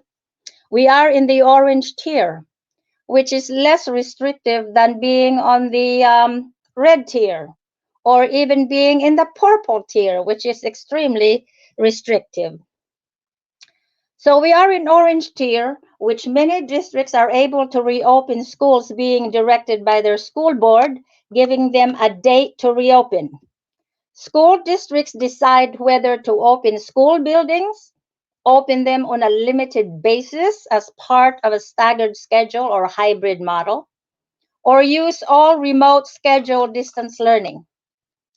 So, on the school boards throughout California set dates for reopening as per state and public health guidance. guidelines amid criticism from unions and parents. Many teachers did not want to return. As president of the school board, the Board of Trustees directed the superintendent and the district to reopen school on April 19th and April 26th for the middle schools. Many obstacles on the way, negotiating with the unions, a lot of pushback and demands. The teachers' union wanted control of schedule. They wanted to make up the schedule. They wanted a bonus stipend. We're talking about money. They were so concerned of safety protocols in the classroom, and also making sure that temperature checks were done to all the kids who will return. So in my school district, it's called the Berryessa School District, there are 3 types of union. Not all school districts has 3 types. They normally just have classified and certificated unions. But in my school district, we have 3. And actually they are certificated, classified, and Teamsters. Now the Teamsters really are the ones who are the maintenance and doing all of the operations in maintaining the school grounds and so forth. So what happens then? The survey, we couldn't very well just open the school. The surveys had to be sent out to parents, number 1, teachers, number 2, and staff, as to who will return for in-person teaching. And that was not easy at all. The negotiations went on for almost 3 weeks.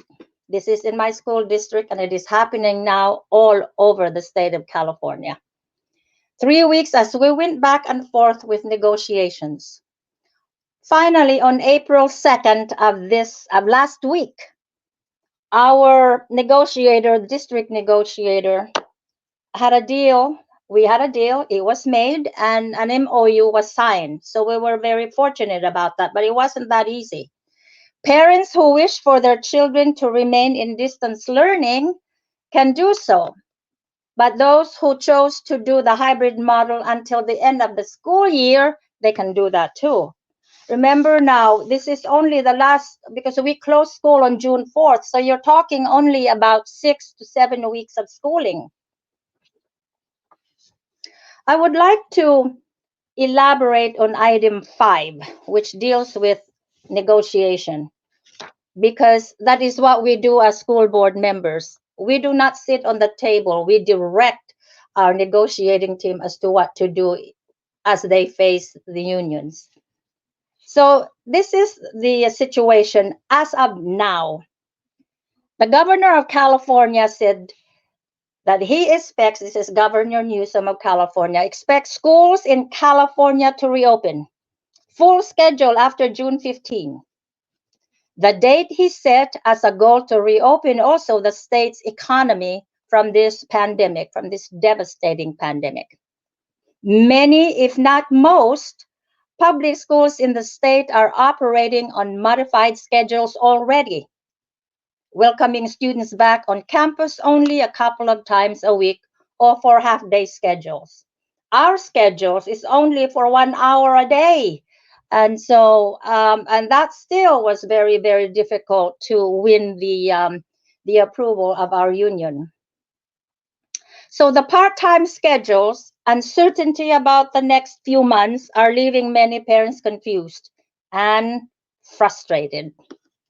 The governor's plan is not a mandate, and decisions to fully reopen for in-person instruction will likely fall on us, the decision makers of the school district, which the members of the school board.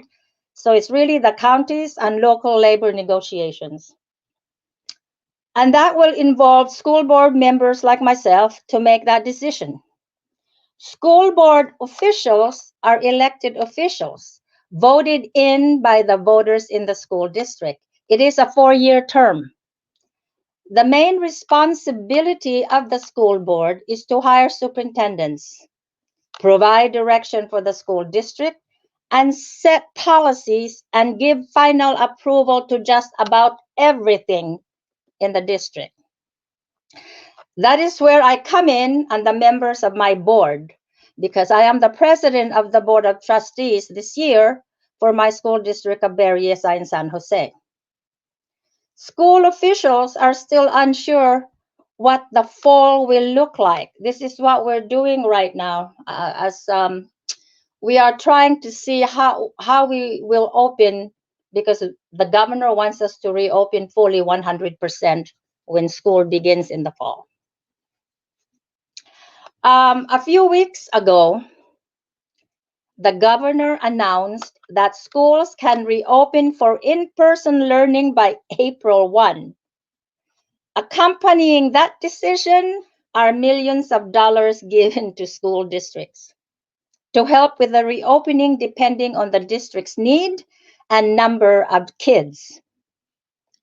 This is like a down payment coming from the state to assist with the reopening.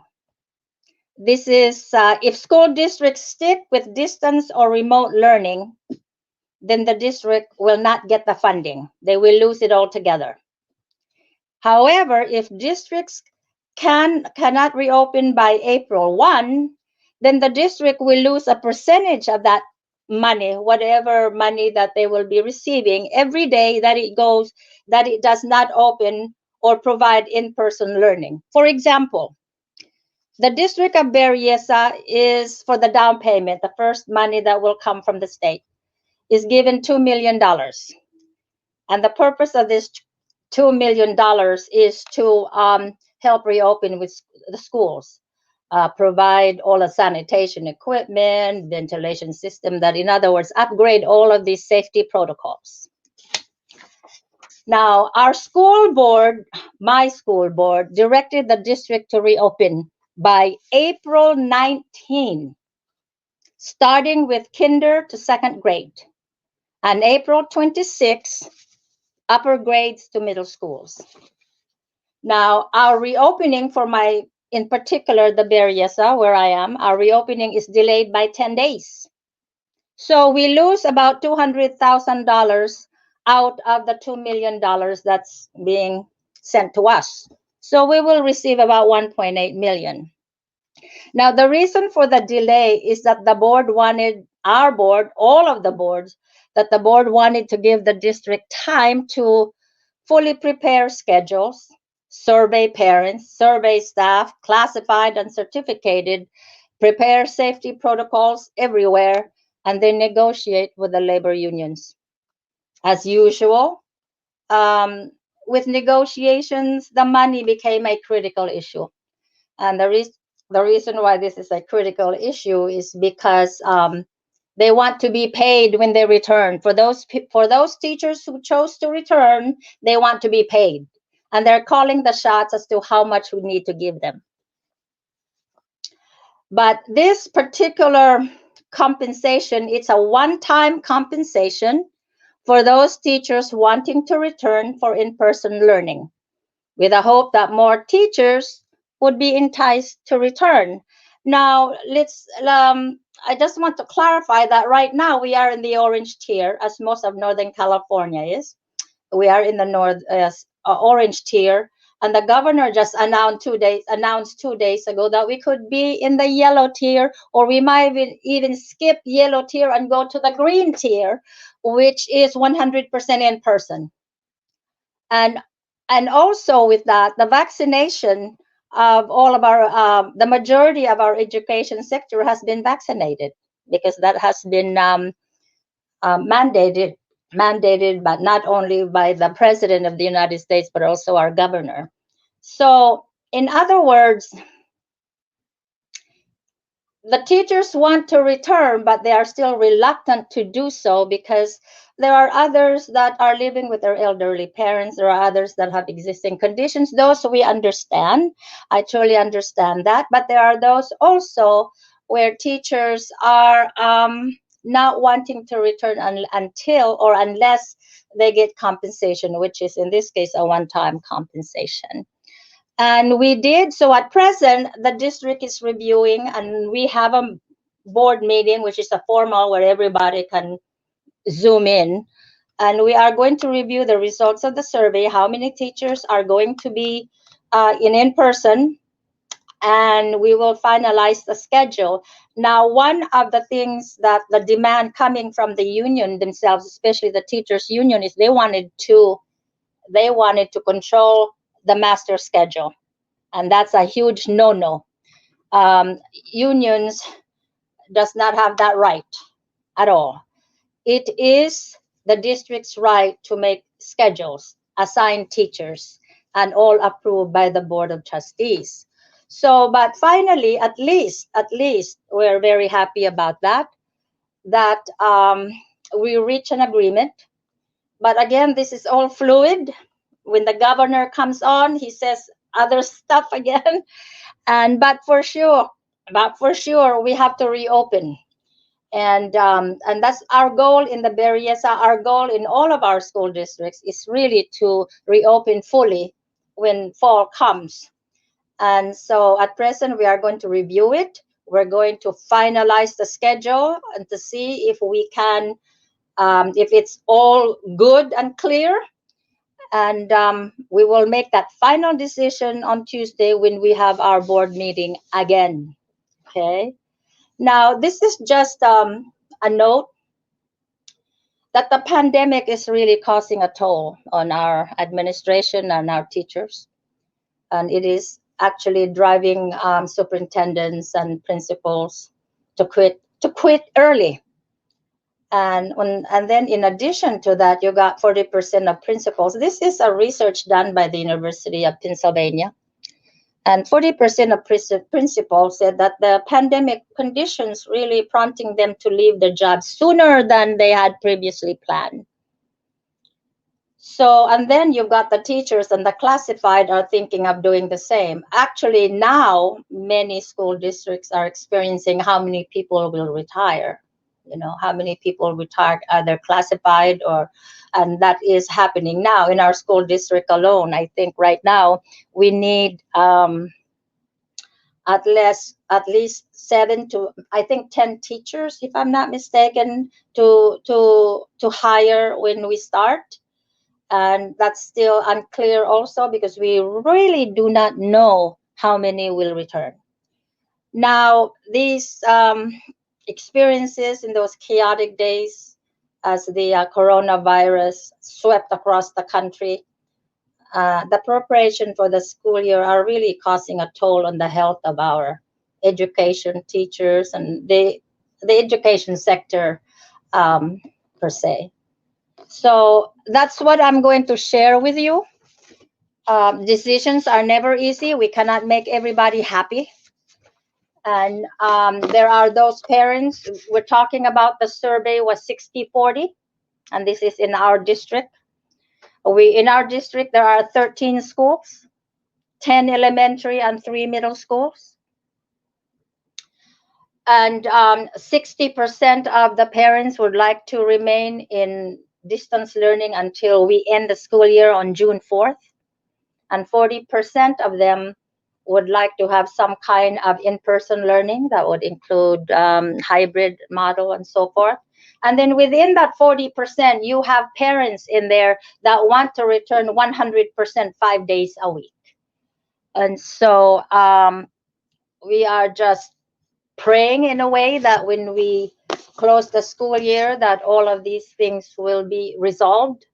But we are making progress, and hopefully that we can all get together and resolve the whole situation. And of course, the main thing was, will the teachers be safe? Now the question is, will the students be safe?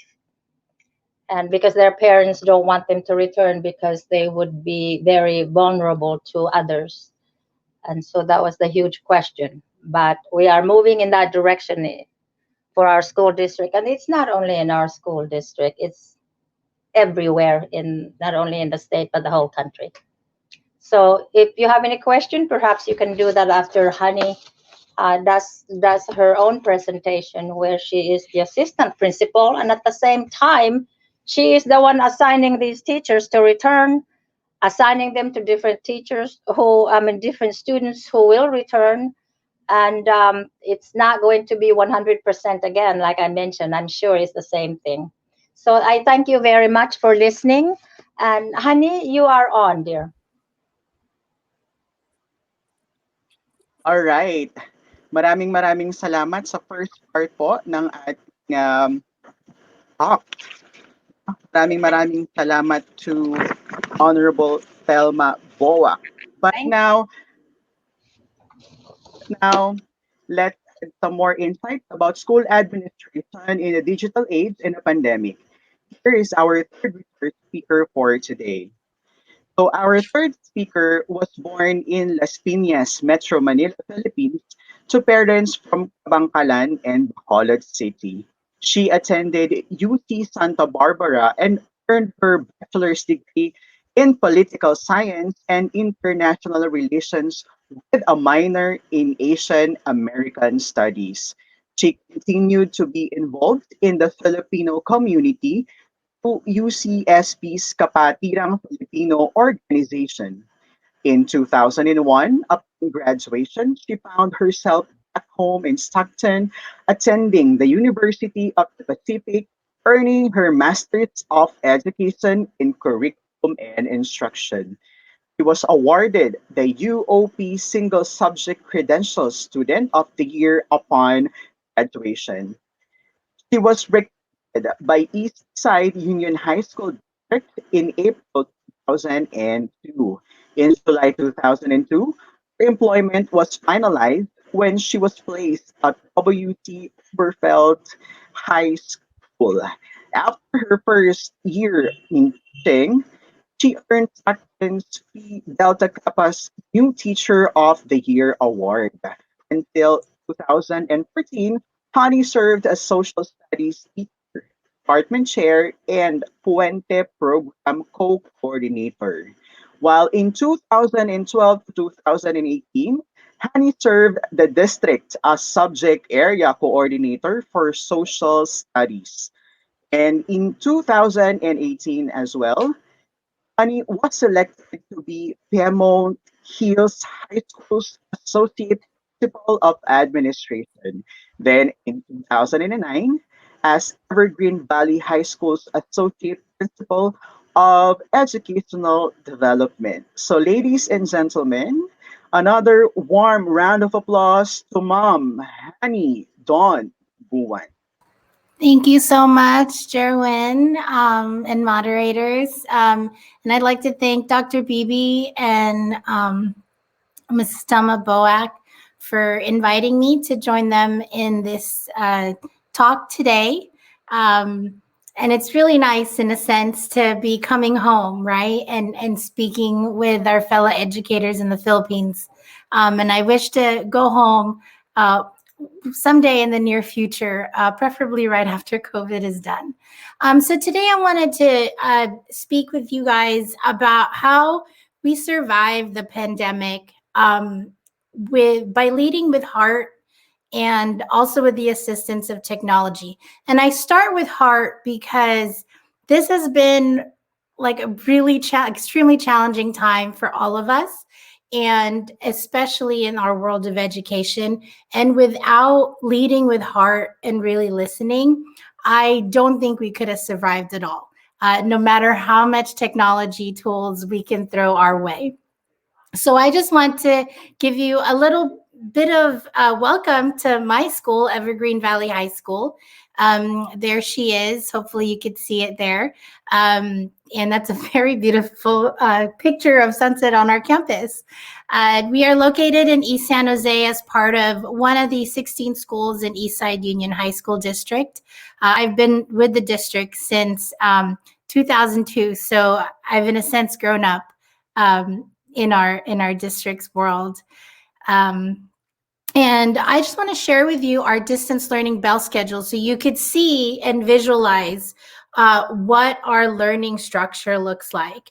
And so currently we are in the process of opening up our schools. And what that means is that our primary mode of instruction will remain distance learning. And so as you can see there, periods 1 through 7, most students, however, only have 6 periods, are doing distance learning, meaning Zoom. It's via synchronous learning. And then the in-person part, should the teacher be called on to return to the classroom due to need, because students are requesting that they are going to have in-person support, they will meet on certain days on campus. And you could see there it's in teal where it says in-person cohorts. And those are meant to be instructional support sessions, meaning that that is not where new learning is occurring.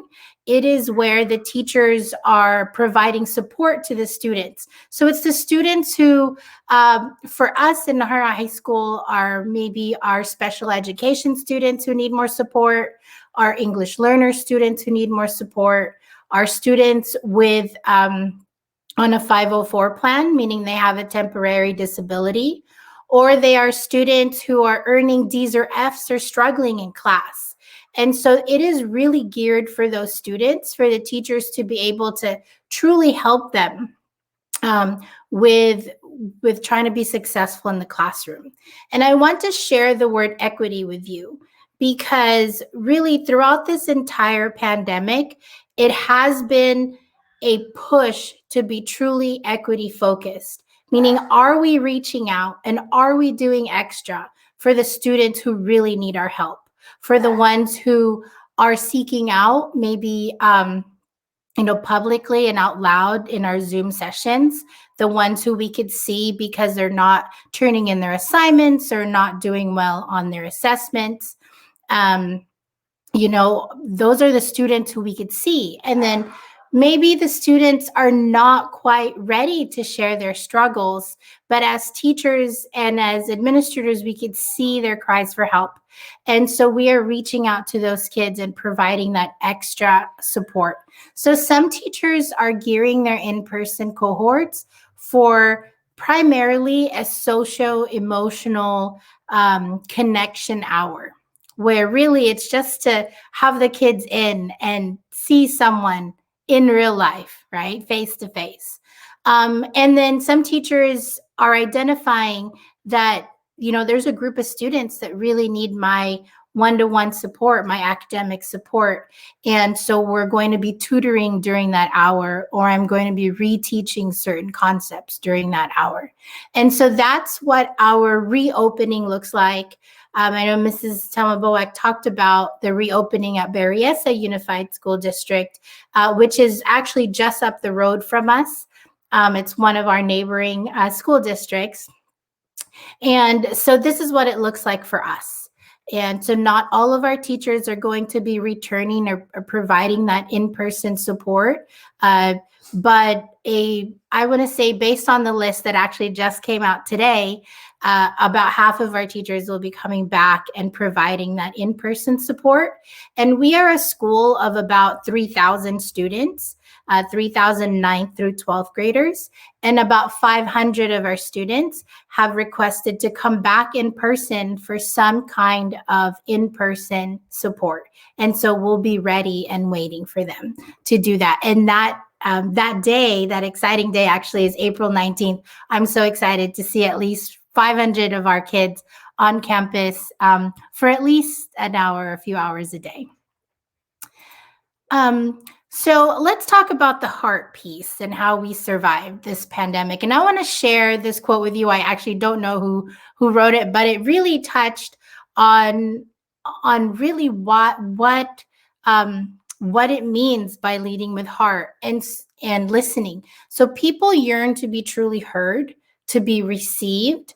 For when a person feels heard, they also feel loved. And when we say people, I'm talking about students primarily, teachers as well. And as an administrator, we have to listen to them, and parents. So as an administrator, we listen to all of these groups, students, teachers, and parents. And listening is such a key thing during the pandemic. And since we closed, that was that fateful March 13th, 2020 day.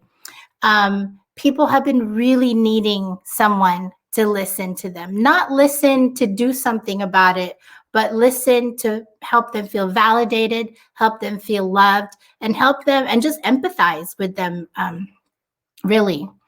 And so I want to share with you kind of the key things that I did as a leader in our team of administrators. I'm part of a team of 4 administrators on our campus. So our principal is Mr. Kyle Kleckner. I'm the associate principal. I have a fellow associate principal, Mr. David Bustani, and our dean of students, Dr. Hamilton. And so together as a team, these are the things that we've been doing throughout the whole pandemic. And we actually look forward to doing quite a few of these things, even as we return to in-person. So drop-ins to virtual classrooms, we have this Google Sheet where we have everybody's distance learning link, and we just click it and we could drop into anyone's classroom, not to say anything or to, say, hey, I'm here, but more to just be there, to visit, to see what's going on so that we are in touch with what's happening in the classroom. And we have standing check-ins with staff, meaning it's these times where we just want to say hello. And it's not for anything specific. It's really just to say, hey, hope everything's okay. What's happening? And on a weekly basis, the 4 of us have weekly office hours. So mine's on Monday afternoons. And we are always available via text or phone. And it's the availability that really helps our teachers and our staff feel like we're there for them. And that if they ever have a question, whether it's big or small or something crazy, we are here and ready to listen and help them through what they're trying to say. We constantly share data and information via Google Docs, Google Forms, Google Sheets, and collaborating, everything Google. We are a Google Suite district, and so we are all our Gmail and everything is run via the Google platform for education. And by sharing this data, some of the data that we share are our grade breakdown per grading period, for example, our survey of how things are going. So for example, on the first day of school in August 2020, I'm forgetting the actual date, but we shared a quick survey with students and staff. How was the first day of school? What did you like about it? And by sharing that information, it really helps our larger team, our entire staff, band together and see what the temperature is like. It's really a key aspect for us as the leadership team to be able to always gauge temperature of the culture, what's happening. And it's a tough one to do during distance learning because usually when we're not in distance learning, I just walk out of my office door and I hang out with the kids during break, lunch, or passing periods, walk the hallways. But in distance learning, we can't do that. And so how do you gauge temperature when everyone's online at home or wherever they're doing distance learning from? And it's through surveys, through quick Google check-ins, so that you can gauge this temperature of what's happening. Use of polls and quick reactions. And so one of the things that our teachers love to do is the poll feature on Zoom. And on Zoom, you can have a poll feature just to check and make sure everyone's getting it, or during a staff meeting, for example, to make sure everyone's okay with what's being discussed, or if they're understanding or receiving it. And quick reactions, the emojis go a long way. And I never think that would be part of our professional atmosphere nowadays, but anything in COVID, right? So quick reactions, right? The heart, the thumbs up, the thumbs down, or the celebrate emoji on Zoom. Those are all the emojis we use in order to get a quick reaction and a quick vibe of what is happening. And those are so important for us to be able to have. When we have staff meetings, which we have staff meetings during this pandemic on a once a month basis, and our teachers collaborate every other week in departments, in subject departments.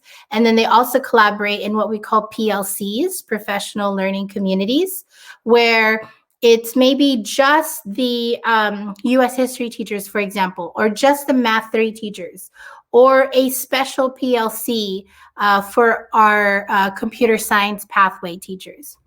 So during staff meetings, we always allocate time for reflection, sharing, and thought partnering.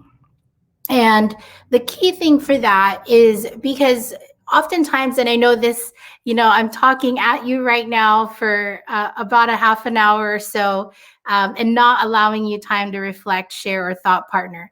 But if we were in my staff meeting, every new topic would have a kind of a break, a time to say, okay, how are we feeling? What's going on? Share with a partner. And that way you still have that sort of human connection and that listening aspect, even if you are in front of a computer in your own home or in your room by yourself. And just having that daily space for people to feel heard is truly key. Acknowledge the need for validation when, especially during this time, when people are sharing with you their frustrations, or maybe whether it's frustrations in general or frustrations about working with a tech tool.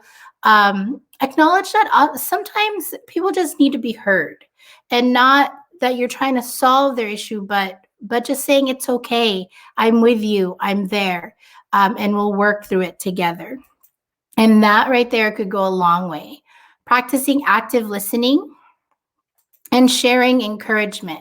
And I want to share this diagram with you before I move on to my next topic. And it's the degrees of active listening.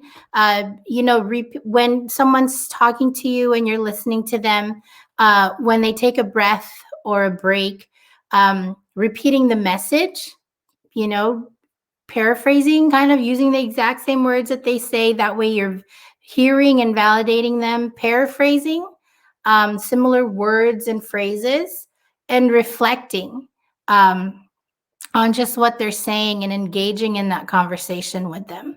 And that can go a long way just to help someone, whether it be your students, the parents that you deal with, or your staff members, to just get through to the next day.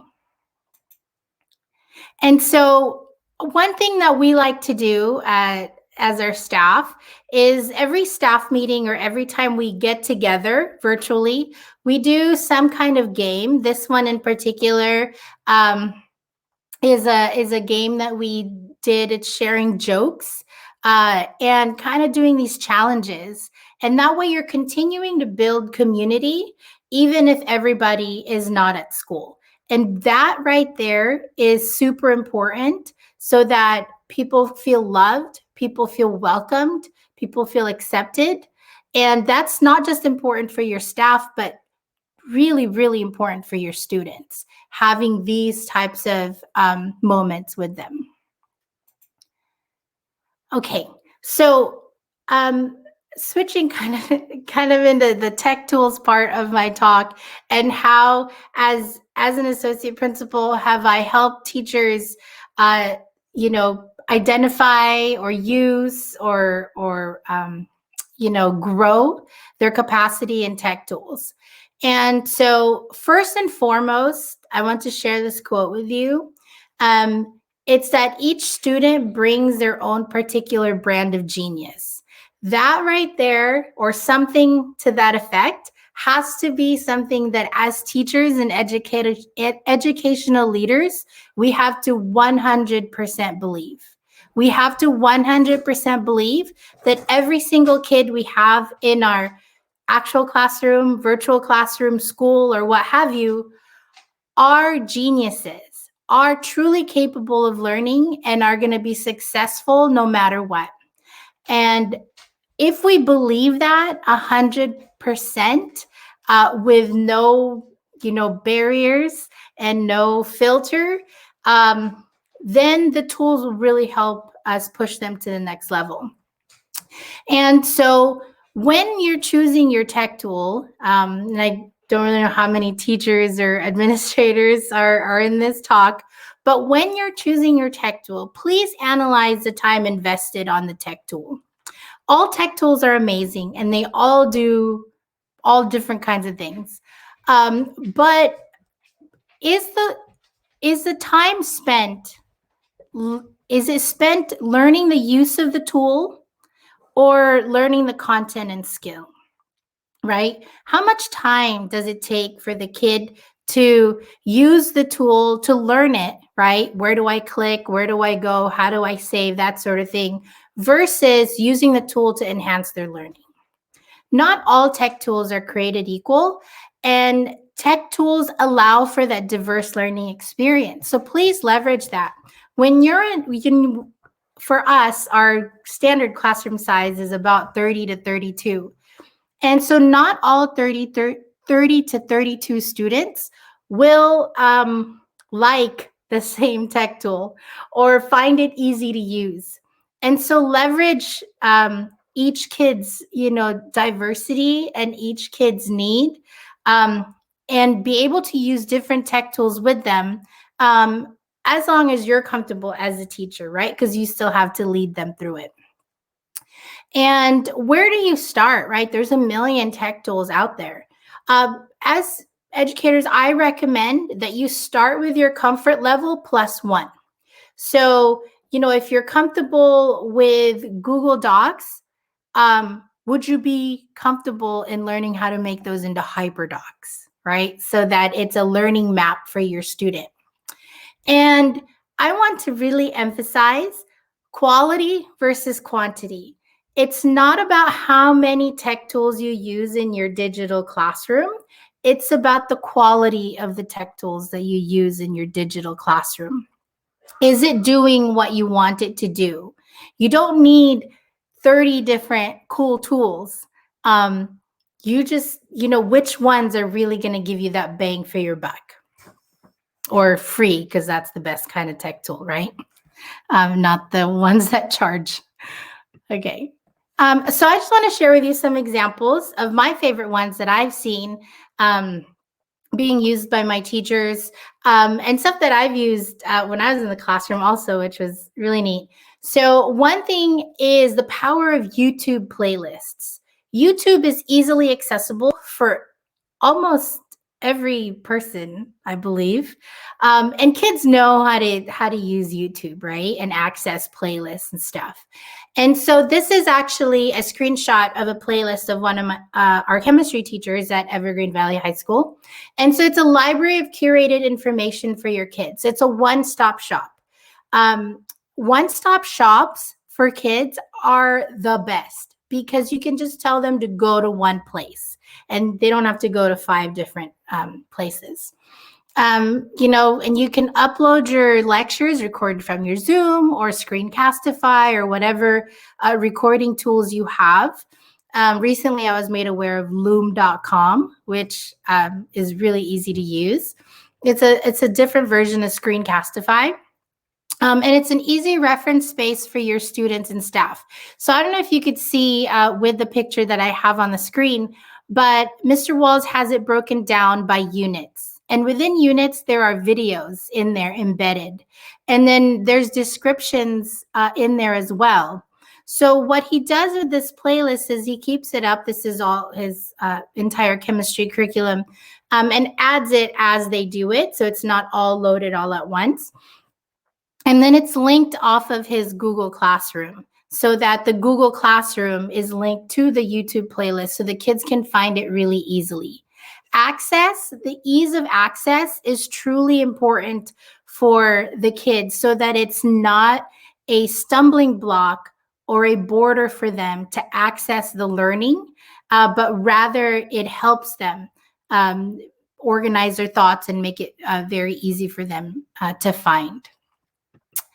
So the Google Classroom, I don't know how Google Classroom is used in the Philippines or if all the schools have that. I heard Dr. Bibi speak earlier that, packets are more readily available for students. However, if you are available to use Google Classroom, it is truly a great tool to be able to be this central reference place for students and teachers.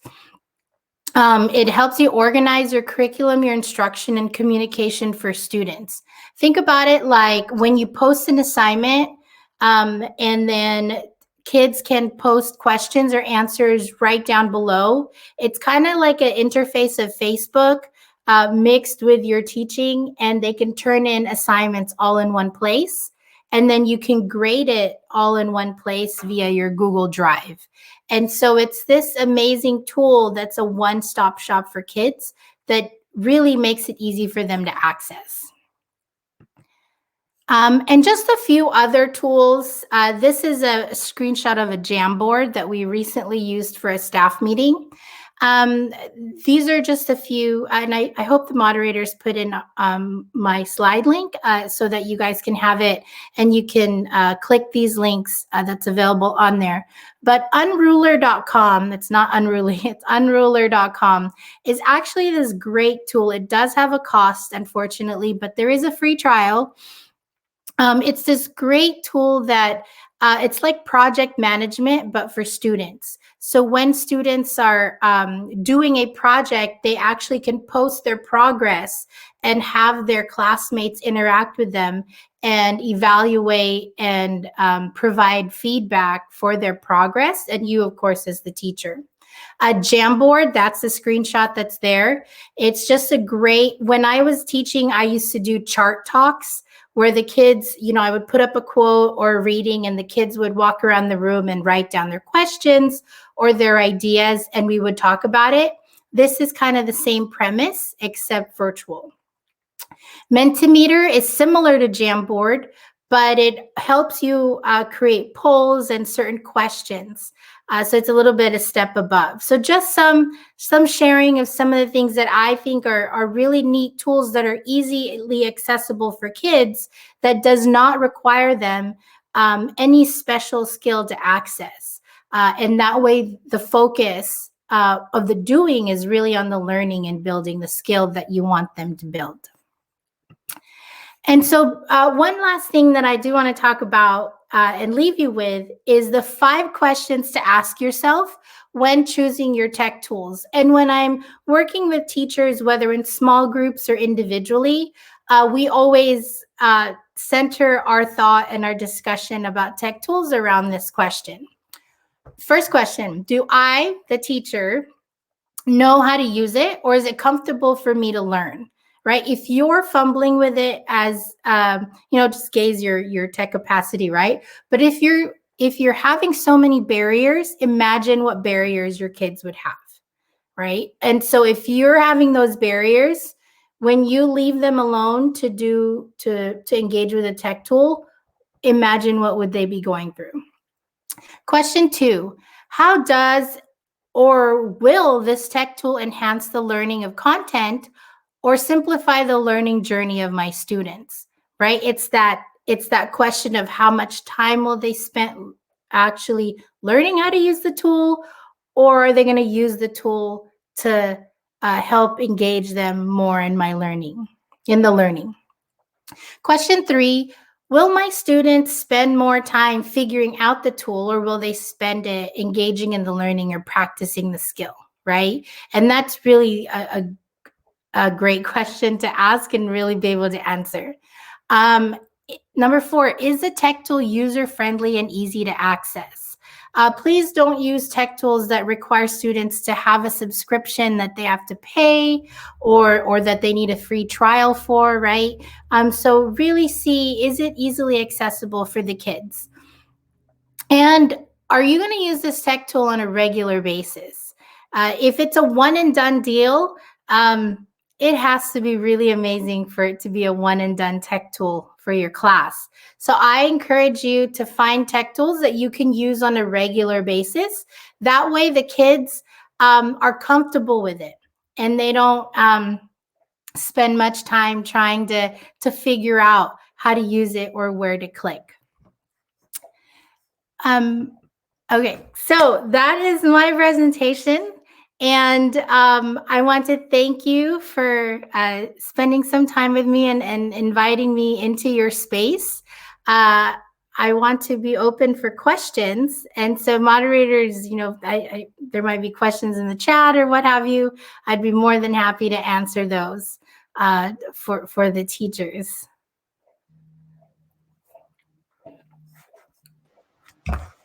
Yes, thank you so much, Miss Honey and Honorable Telma, for that wonderful topic. Thank you. Thank you for having us. Sir Jerwin, wala po kayong audio. Ayan. Okay, so once again, thank you so much for that very great talk and for sharing your experiences, Ma'am Telma and Ma'am Dawn, back in the United States. Ma'am, we have a lots of questions here from our participants, from our Filipino teachers. Can I ask you one, ma'am? Yes. Yeah, Okay, the first question is, what are in this time of pandemic and a digital age, what should be the mindset of teachers and school leaders to be successful? I think the mindset really has to be flexibility and understanding, because anything live and anything tech, right? Sometimes we can't control how it will go. It has its own mind. And so really to be flexible of the needs of our students and our staff, especially, and be truly understanding, even more so than when we are in person. I think that's really the mindset that we need to have. Okay, thank you so much, Ma'am Honey Dawn. And I guess, Ma'am Mary Ann, you have a question as well for our two speakers. Well, this question is quite personal. But you see, Sir Jerwin, Miss Honey has just shared to us the best practices from Yes, yes. Evergreen Valley High School And in they have a California. lot. They have a Yes, lot of great and practices. yes, very inspiring. And one of the teacher participants, we have read, one of the comments is maybe we can also use that in the Philippine setting. Kasi it's very inspiring, yung mga shinare sa atin ni Miss Honey, nakakatuwa. So, Miss Honey, maybe we can also apply in California, or maybe we can help the teachers to apply. Or how can teachers apply from Filipino teachers apply in the United States as to teach there and to experience your educational system and your culture as well, Ma'am Telma and Ma'am Honey? Actually, I think I can answer that question. Yes. In 1998, my entire school district, when I was a high school principal in the same district as Honey, we went to the Philippines and recruited almost 100 teachers. We took them from, and now, because we needed, at that time, we needed special education teachers. We lacked them really. We lacked the special education teachers, the math teachers, let's see, what's the other, science teachers. And so every year for 4 years, we went to the Philippines and interviewed hundreds and hundreds of them, and they are now here in our school district, and some are in the feeder districts of the Eastside Union High School district, because that's strictly high school. What we did was that we had permission from the California State Department of Education, because we needed to make sure that our teachers mirrored the look of our students in the Eastside Union High School district. That was the main reason why we went home to the Philippines and brought back with us about 100 teachers. And many of them in those days, many of them are here. They are here. They are now citizens. They got married here and so forth. Now, the other one that you said, how do we come here? This is what's happening in Las Vegas, Nevada. I was there just the summer before the pandemic, and I was introduced to 60 brand new arrivals coming from the Philippines. They were all special education teachers, all grade levels from elementary to high school. And what happened was that Las Vegas, Nevada, the school district there, has a program it's almost like an exchange. They are here for, I believe, 2 or 3 years, and then they go back home to share what they have learned here, and then they can reapply and come back here. So, and they're doing this every year. And I believe there is an agency there in Quezon City somewhere where you can apply for it. I mean, I can't think of the name of it right now, but I know that there is one there. And because I just recommended that particular address or particular agency to another teacher who was inquiring about it. But there is that agency in Quezon City someplace where you can apply and teach here in Las Vegas or in California or anywhere, because we really lack teachers. You can just imagine even now with this pandemic, Yes. where many teachers are leaving. We need people to replace them, and right now we can't find any. So that would be good. Yeah. Yeah, especially in our special education department, you know, teaching our students who are most need, you know, there's a really high need in special ed teachers here in the United States. I wanted to point out also, if I may, and that is 4 teachers are members of this Kaisapan, and they were the original group that arrived here in 1998, 1999, and they're all math teachers. And now they are living here in the United States. They're United States citizen, and they are doing well, and they're part of Kaisipan. As a matter of fact, Dr. Bibi, Maria Bibi, I actually introduced these 4 teachers to Maria Bibi, and now they're part of Kaisipan. And they're all math teachers, and they're all citizens of the U.S. now. But they came from where you are, you know. But yeah, please apply. We need you. Wow. All right. So, Ayan. Sir Jerwin, narinig po ng ating mga teachers at syempre yung mga Oo nagtanong nga. po. Ayan, nagkaroon sila ng hope. Because it of seems course, na- some Filipinos want to Yes. teach in the United States. And Yes, of course. But we have to love our own country and our own educational system as well. Of course, we can learn from the United States, but we can apply that learning here in the real setting or in the Philippines. Okay? yes, and we can Ayan. apply yung mga sinabi sa atin ni Miss Honey. Yes. Nakakatuwa, di ba, Sir Jerwin? Yes, Pwede of natin course. i-apply yung mga best practices na yun. Yes, napakarami talaga. And I guess isa lang naman ang ibig sabihin niya, no? So, tayo nasa Department of Education, nasa iisang departamento. The school heads, the administrators, and the teachers should work hand in hand.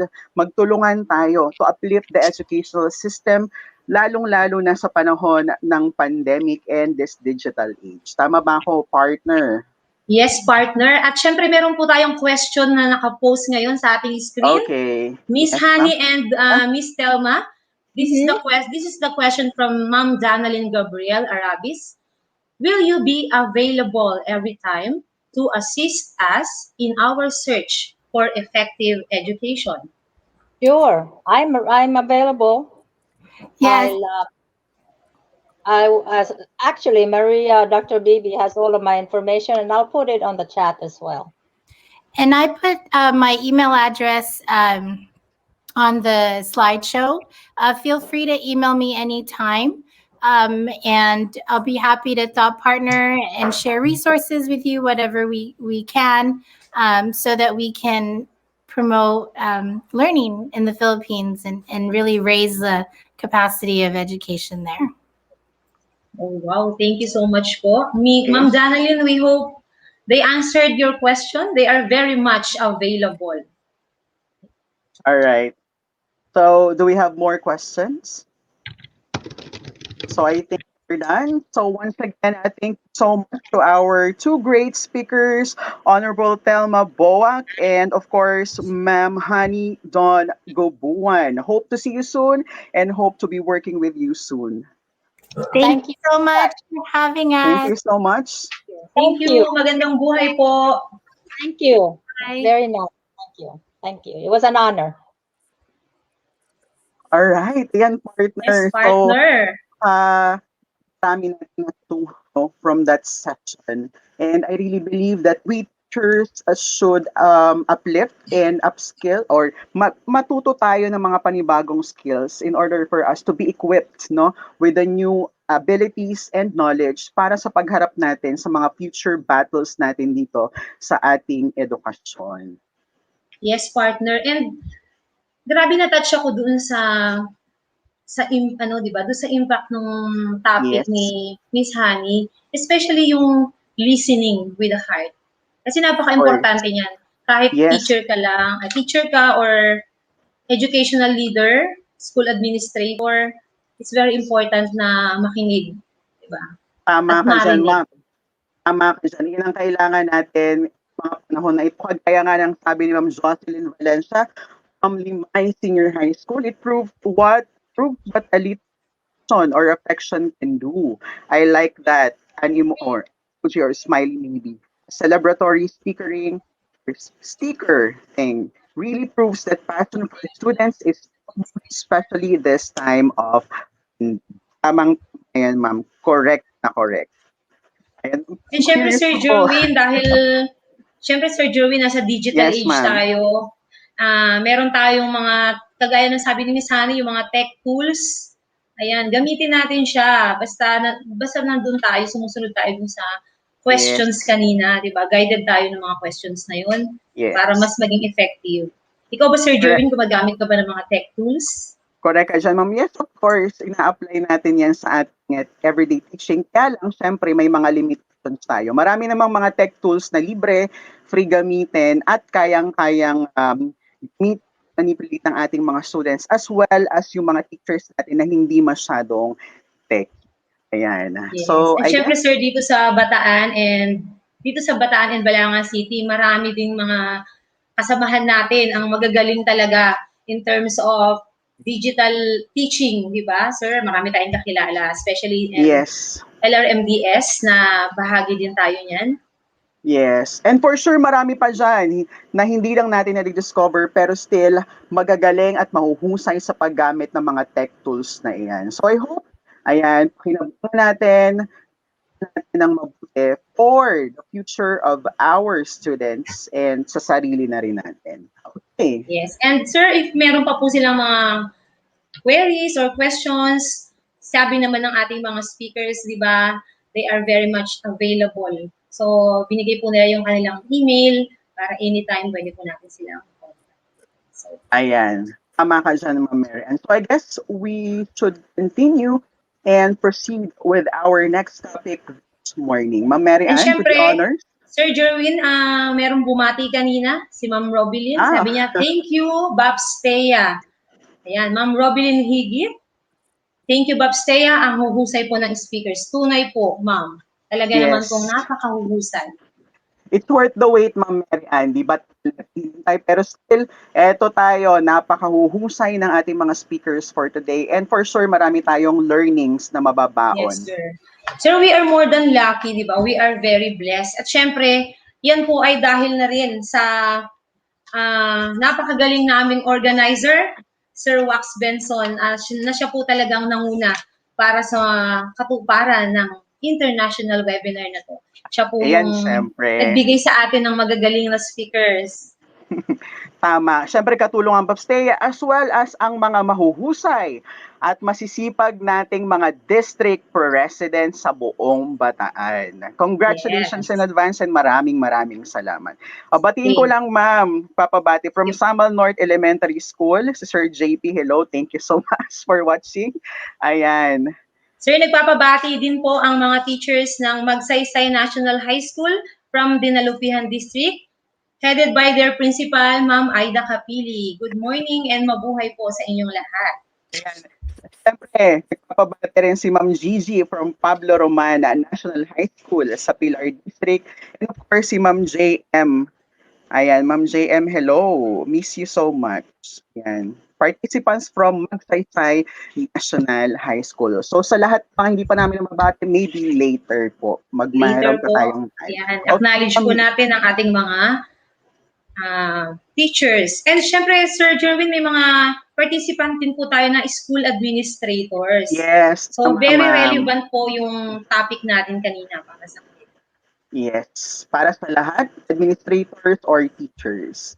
Yan, para sa atin po yan. So, Ma'am Mary Ann, to the honors na yes, ipakilala ang tuloy-tuloy ating po speaker tayo. this morning. Kahit na nakakatatlong speaker na tayo, Sir Jerwin, pero yung passion, yung momentum, hindi pa rin talaga nawawala sa ating mga teachers. Kaya eto na, habang nandyan pa, strike while the iron is hot. One of the crucial tasks of today is achieving the right mindset. But what if this mindset is inclined to digital growth? To give us an answer, let us get to know our fourth speaker for today. Our fourth speaker is the owner, president, and CEO of Beyond Medical Hub, Incorporated, the corporate secretary of MD Link Diagnostic Center.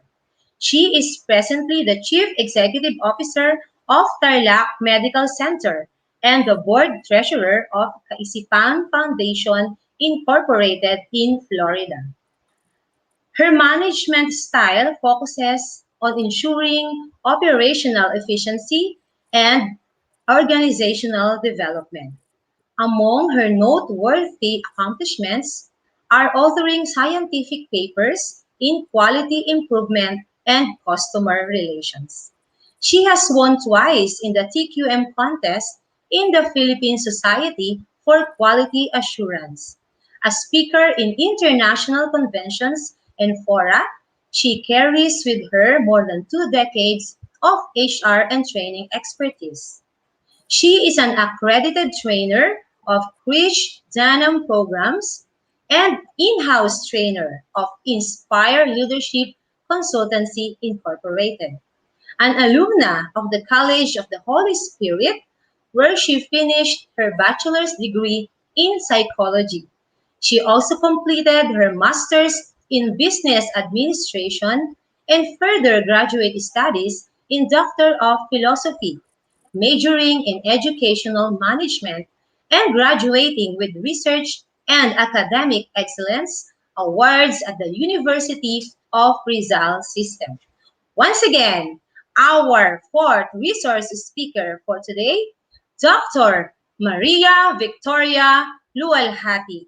Let's give her a round of applause. Hi, good morning, everyone. Good morning, po, ma'am. ma'am. Good evening Magandang to buhay those- po. Magandang buhay. And those who are in the States, my colleagues in FWN, good evening to all of you, especially to my dear President of KCPAN, Dr. Maria Vivi. Okay, so I've been actually listening to all the speakers since this morning. I joined you, I think, when you opened around 8 o'clock. So what will happen will be after the presentation on Kaisipan and the other topics. And I think I learned a lot from the Honorable Thelma Boak and Honey. So now I'd like to present actually more or less an integration of what was presented by Honey, who I hope to meet someday. And thank you for giving us time. So allow me to begin by sharing my screen on digital growth mindset. So far, are we good? Are we good? Can you listen? Can you hear me?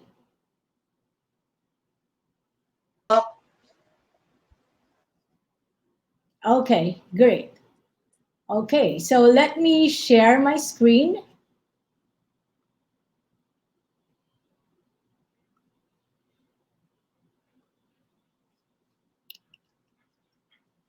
So the digital growth mindset actually came from an idea that I think many are into already, but I'd like to focus primarily on where we are now, which is the VUCA world.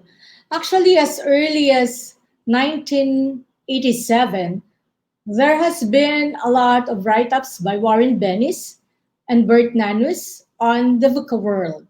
It means volatility, uncertainty, complexity, and ambiguity. We are sadly in a state of pandemic now that changed the entire landscape of education of a lot of corporations. There is an increase, sadly again, cases of uncertainty, not only in the academic landscape, but our educational sector, but also in our home front. But in this kind of VUCA world, tayo, we're teachers, we're guro. I am always proud to say I'm a guro. My parents are guro. Our guro also, my brother is also a teacher.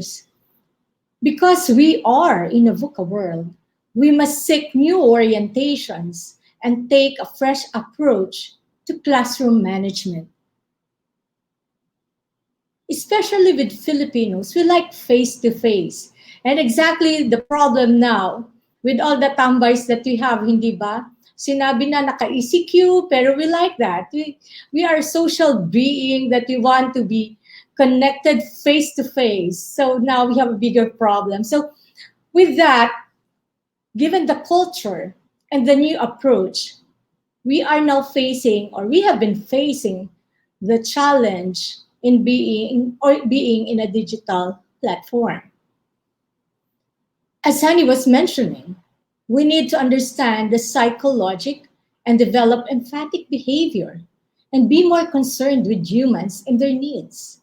It saddens me that my nieces are so stressed out now. They're more stressed out now than they used to be in their schools because not only of the online classes, but also because of the increasing demands to complete academic requirements.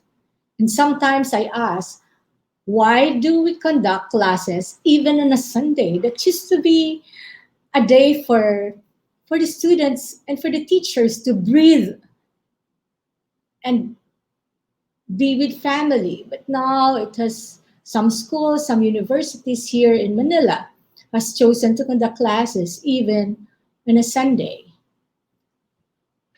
We need to find meaning and purpose. We as teachers, as academicians, as administrators, we need to find meaning and purpose to take a central role in the classroom management of activities, which, as I said, is in a digital platform.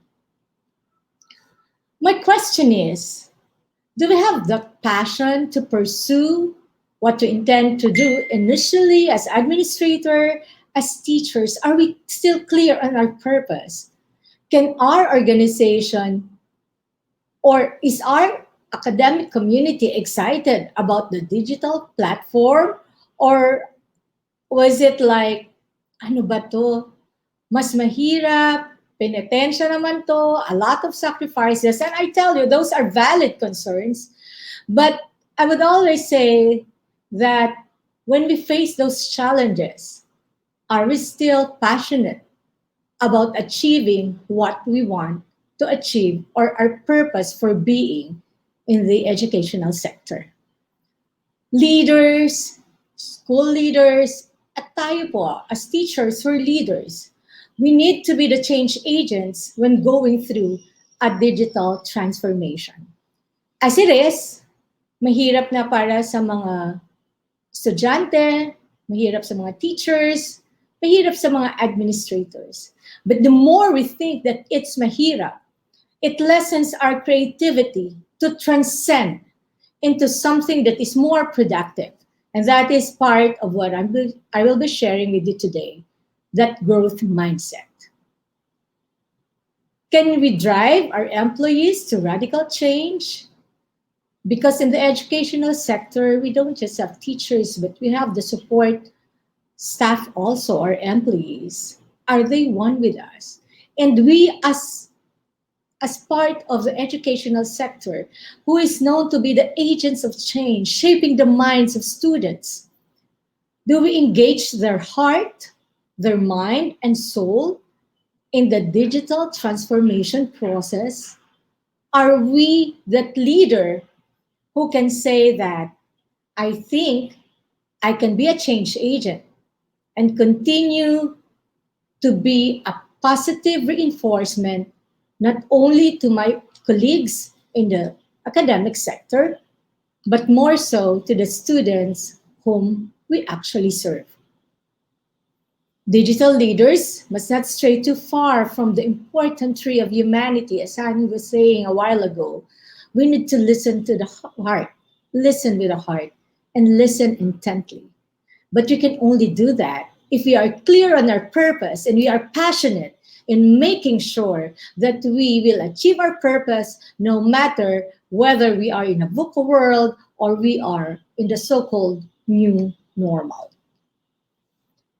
You know, an individual with a digital mindset understands the power of technology to democratize scale and speed up every form of interaction and action. If you don't know or if you don't appreciate technology these days, we will be left behind.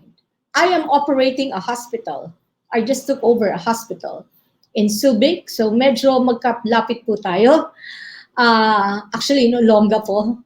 But my head office is here in Metro Manila. And in spite of that, siguro mga 2 years ago, I would always say, I need to go to the head office to have these things approved. But the thing there is, I am more productive now, actually, because I'm able to go online and just have my Zoom meetings, send all what I need to be approved through emails, discuss it through Zoom. So it has speed up every form of interaction and action that I need to do as an administrator. I'm also a professor. In my graduate school program, the graduate school program where I teach Masters in Hospital Administration and PhD in Educational Management, I'm able to do more because I don't have to travel. And I appreciate that because I can teach in the morning in Bulacan through online teaching and teach in the afternoon in Pampanga for another subject. And in the evening, if there are defense, I can sit on the defense. So it has speed up everything and it has made me more productive, I think, than ever. I placed this picture of mine not because I just want to show you what I do, but you know, the view we adopt for ourselves profoundly affect the way we lead our lives. And it's all about mindset. I'm showing you this because I am, as I was introduced, a speaker, and I was blessed to be an international speaker for Krish Dainam programs. But why am I sharing you this? Because I never thought that in my life I'll be speaking in front of thousands of people internationally. Because when I was growing up, I was too shy. I wouldn't even recite in the class. I would not even raise my hands. And my teachers would always talk to my dad and to my mom, who are both educators, and always say, "Hindi nagsasalita si Marivic, sir." And they call my dad sir because my dad was with the Department of Education and Culture during the time. So they're saying, matataas yung grades, but the recitation, which is part of the grading system, medyo she is lagging behind. So I was shy. I wouldn't talk. And I kept some few friends, and that was it. But at a certain time in my life, I made a decision. I saw my classmates, and they are very articulate. And I said, I cannot be lagging behind. So I said, I will do things. I will try to get out from my shell. But it was not because I just want to be successful, just like my classmates, my mom and my dad. But it's about validating myself on what I can do and continuing motivating myself to stretch and reinvent myself to be the best version that I can be. And I believe that because I went through that. I studied in Batangas when I was in elementary and high school. So shy as I was, pagdating ko po na Maynila, ang feeling ko parang I wouldn't be able to be at par with them. But it's the mindset that changed my course of life. What happened? What was the process? It's actually a simple process that Carol S. Dweck, Dr. Carol, shared with us, and which I wanted to read on. She has a book entitled Mindset, because our transformation process, yung pong pag-adapt natin dito sa digital world, is coming from a fixed mindset na mahirap, what we can do about it, and how do we grow. But these are some learning facts, and I like studying about the brain. It's something that I want to do, because it's so amazing that the brain has high plasticity and grows throughout life. When I had a stroke, I was told that I had a brainstem stroke, and I don't have enough words. That's what they were saying. I would want to say teaspoon, but I will say sugar. But I was told by my dear mentor that, you know, it's temporary because your brain has high plasticity and it grows. And our brain learns through trial and error, which we are so afraid of. Our brain changes daily based on experience. So the more we interact with people, the more we read, the more positive we are, then the landscape of our brain becomes positive as well, because that is what we are feeding our brain. And our brain learns based on its ability to self-correct and self-respect. That's why, busy as I am, I would always protect the 20% of my time, because that is for me. Because whatever I'm thinking, or the negative things that I'm thinking, or negative self-talks, I make sure that I'm able to correct that. Why? Because I want to evolve to a better person, to a better version of myself, and have growth in my life. Now, I have given this presentation to Wax, and you can just get this after. But I want us to focus on the digital mindset characteristics that hopefully we will be able to at least get 3 of this, and I'll be happy. First is abundance mentality, which I will explain later, the growth mindset, agile approach, comfort with ambiguity, explorer's mind, collaborative approach, and embracing diversity. Let me deal with this mindset one by one. A while ago, our dear Dr. Maria shared the I share, I learn, I create. And I would like to integrate that. Abundance mentality is I share. There is so much for everyone. But what do we need to do to have, or what is it that we should have as a person? We should be open-minded. There are a lot of challenges, especially here in the Philippines, about internet connectivity, about some students of us who cannot even buy a computer or a laptop. There are a lot of challenges. But we just have to be open-minded, trust in the system, and be grateful that we can still teach, that the students can still learn, even if there are limitations given by the present circumstances that we have. But it's not enough that we're open-minded. It's for us. It's the personality. It's who we are as a person. We need to cooperate. We need to be with one another, because talking about issues, talking about what is it that we can improve on, because when we talk to each other, we share each other giftings on perception, on character. And when we are able to do that, there's more that we are able to share with each other. And when we are able to cooperate with one another, then we can say that we are able to be on a collaboration with each other, which is very important if you want to be in a digital platform. Life is hard, that's a given, but we can always do something. There's always someone who can teach us how to do things. It only takes open-mindedness, trusting, and I'd like to improve humility, that if you don't know, ask for help. Because we cannot be, or we cannot have an abundance mentality if we are proud as a person. The second one, and this is my favorite, is the growth mindset. Because marami tayong fixed mindset, we are sometimes afraid to try. And well, as you can see in the screen, these are some example of the self-talks that we have. Sometimes we say, I'll stick to what I know, either I'm good at it or not. But a growth mindset would say, I want to learn new things. I am eager to take the risk. I mentioned that this is something that we should have, especially at this time, because we need to be resilient. You know, my good news is bad things don't last. They have a purpose and will prompt us to do things differently. This is a personal question. I always ask myself when I am when my world seems to be stormy.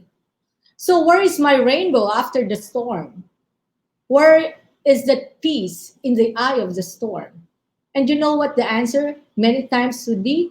It's coming from my rainbow is changing my mindset, changing how I think, transforming my fixed mindset into growth mindset. For instance, on our skills, a fixed mindset would say, it's fine the way it is. There is nothing to change. Maybe it will work for a while, but then we evolve as a person. So whatever skills I have acquired digitally, it wasn't enough with all this. I have to change it. Is it really my best work? What else or how else can I improve on? I am a very dependent person on my EA. She does all my presentations. She does everything for me. Sometimes would even answer my emails. I have delegated that to a very efficient executive assistant. But with this pandemic, I had to do everything. I had to do my own spreadsheet. I had to relearn doing my infographics. I had to do my PowerPoint. I had to be in a lot of meetings, and sometimes it changes from Zoom to Google Meet and what have you. But I had to do that because if I will just be dependent on my secretary, then my skills will never improve. And this is an encouragement that I would like to give all of you and to challenge you. What are the skills that you can still improve on, especially in this volatile, uncertain, pandemic times of ours? What is it? It doesn't have just to be our lack of knowledge in terms of technology. It can be our communication skills. How do we communicate better without face-to-face? How do we listen intently when it's even hard to have an attention span having face-to-face communication? So what is it that we need to improve on?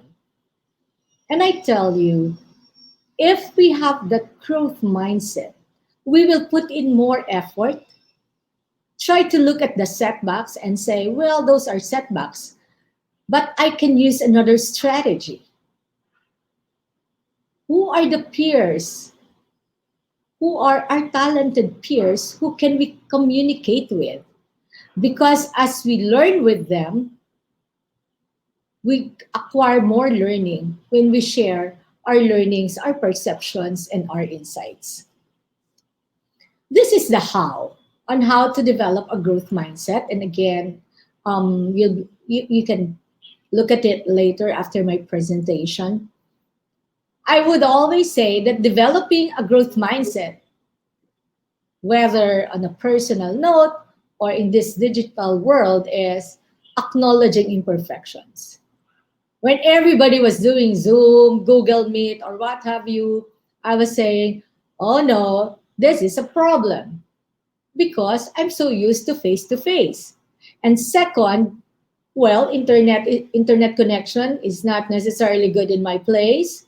So I have learned to look into Convergys, PLDT, and how to maximize my internet access, and how to even do Zoom meetings for 500 people, because Zoom for 4 or 5 people, I'm good. But if you do like 100, I have to register and what have you. So I had to be humble enough to ask for help and also see what have I been doing wrong. So with that, I view the challenges as opportunities and use whatever learning that, well, my EA taught me and my self-learning. I use all of those weaknesses as learning, not as my failures. We also learn from other people's mistakes, but we should welcome constructive criticism.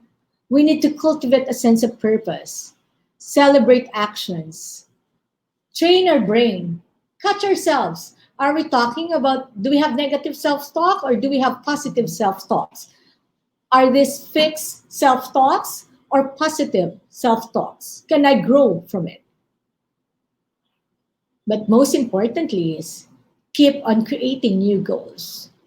So if you're good now in a certain skill, what is it that you can develop further?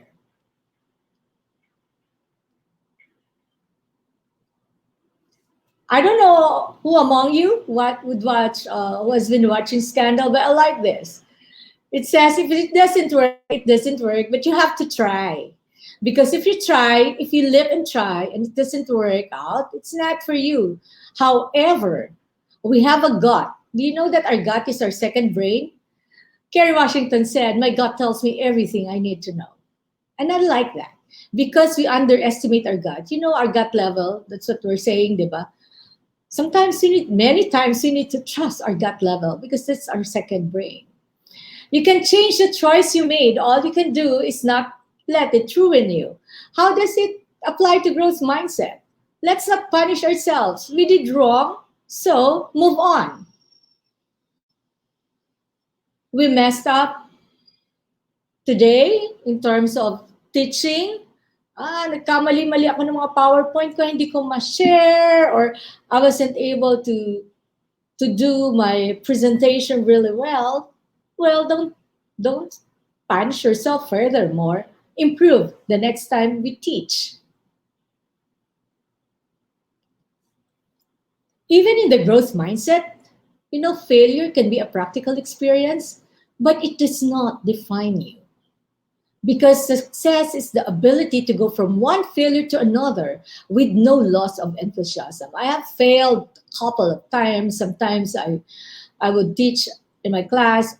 I would go to my class and realize that, oh, I did not have my connectors, or I forgot to bring the USB intended for that. But because we have it in us, you prepare the lecture, you prepare the training program, you can do that. But it doesn't define me as having failed as a professor because I can still teach. We think about learning, challenging and confronting obstacles. That's a growth mindset. We think about effort as a positive and constructive force, not a big drag. So every time we have online classes, what is our attitude? Are we excited? Are we still passionate that we're going to see our students? Or are we saying, nako, sisimulan ko na to nang matapos na? Or pagkatapos ng isang araw or after a day, do we say, ay salamat, natapos na rin tong ang dami-daming online classes. You know what? At the end of the day, maybe we can change the statement to, what a day. Ay salamat, natapos yung araw ko and sana may natutuhan yung estudyante ko because I did my part. And I'm excited the next meeting because I know na pwede ko silang i-review kung ano yung natutuhan nila at the same time, so I can clarify, that's part of our communication skills, clarify and see nasa na yung mga bata na intindihan ba nila ako, and then reinforce the learning on the second session. So it's always, there should always be a sense of passion that if I wasn't able to do things right today or tingin ko kulang, tomorrow I will do better, and then better until we become the best that we are as teachers, as professors, as administrators in this academic community that we are in.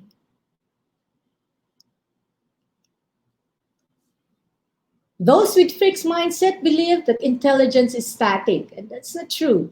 And this can become an obstacle to change in behavior. Kung ano pong meron tayo in terms of intelligence, of course, it's not static.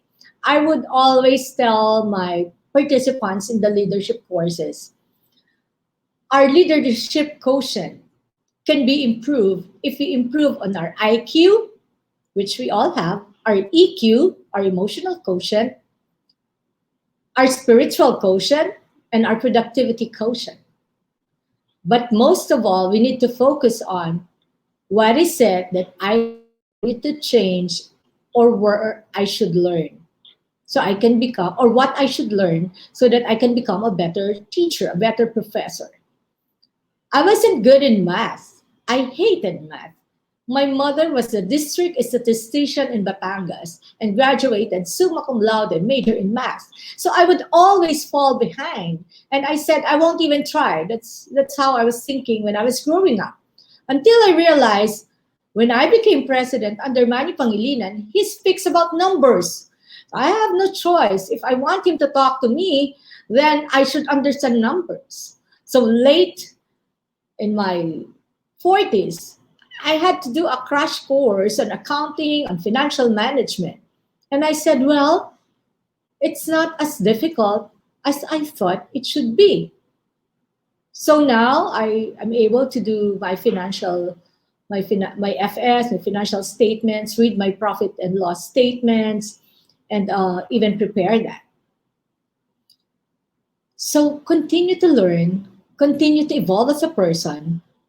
We need to be agile and adjust to this rapidly changing and ambiguous world. Hindi po tayo pwedeng nagpapaiwan, especially that we, in the academic community, we are the change agents. Third is agility. What is that? It's being able to think quickly and easily, and this is part of I Create. And you know what the key is? Intellectual curiosity. Try to foresee before the changes of course, pardon me, there's an extra E here.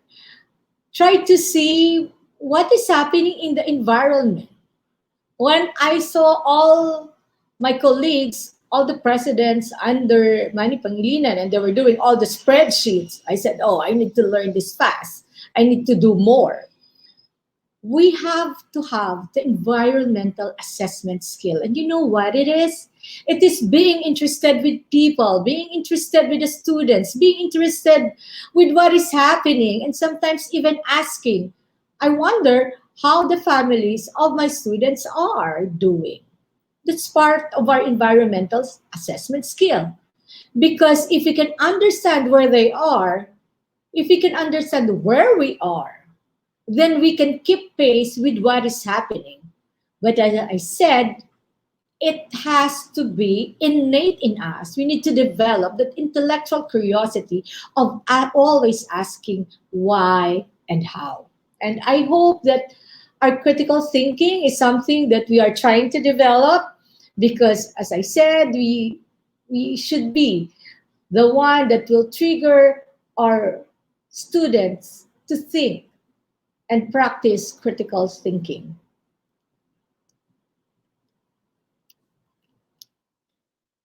Comfort with ambiguity. As I said, we are in a VUCA world. Are you comfortable with it? Some people are too comfortable already. They don't want to wear masks and they proceed with their lives. But that's another story. But what I'm saying is, as Being in the educational sector, being comfortable with ambiguity would make us be open to more than one interpretation. We make decisions in the face of incomplete information. But in that incomplete information that can be balanced by research. That's why I like research. We continue to explore. We continue to experiment. Because life is actually a perpetual state of beta. You know how it is when you are in a state of beta. It's forever changing. It's like your ECG machine. It doesn't go just 1, 2, 3, 4, or all the highs. There will be different levels. That's how we are now. We are in a state of beta. But it means that because in a state of beta, we need to explore more, do research. We can use technology. There's so much in the internet where we can learn from. Maybe we can cut the number of hours we watch Netflix and try to Google something on digital transformation, how to communicate better in this world of digital platform, how to be more creative. I think we can cut, if we can cut at least 1 hour of our Netflix time or TV time and convert it to something for self-learning, there's so much, and you would just be so amazed. I would always say Google is my friend because I learn a lot from Google. Now, this is another favorite of mine. As you see, I've been watching a lot of TVs. That's my way of recharging. This is by Ellen Pompeo. He said, what if you make a mistake and you can't undo?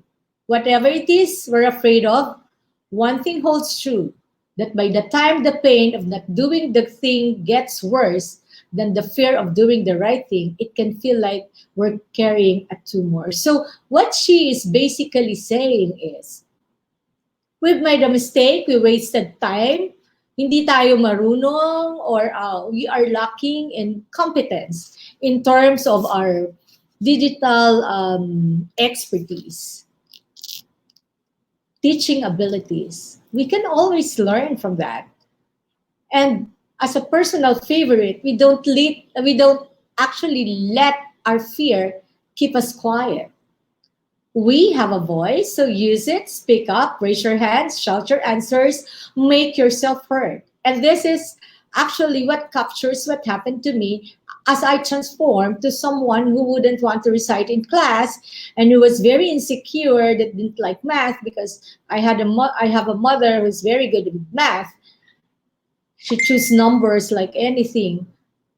But whatever it takes, just find that voice within us, that passion in us to improve, to evolve.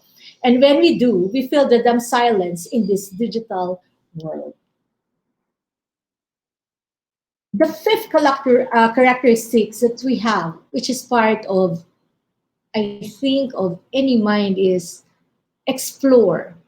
Yung mind po natin, it's so rich, and we are only utilizing, according to what I read from Harvard study, we are only utilizing 10% of our brain. So sayang naman po. So let's explore our mind and use at least another 10%.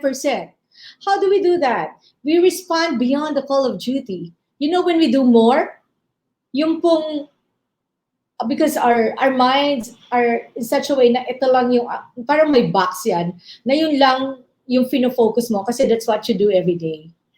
But when you do beyond the call of duty, you are going beyond also on what you have already in your mind. You seek opportunity, you explore, you learn, and you know what is the greatest tool? Technology. I wouldn't have known or prepared more lectures if I wasn't friend with SlideShare, if I wasn't friend with Google's, with LinkedIn, or what have you. I always make sure that there is something that I can explore on, because I want to go beyond what I know. I want to go beyond what I'm doing, because the world now needs, or we need now, more teachers, more professors who will go beyond what they used to do, to be reaching out more to the students hearing them out, even if they don't see them face to face.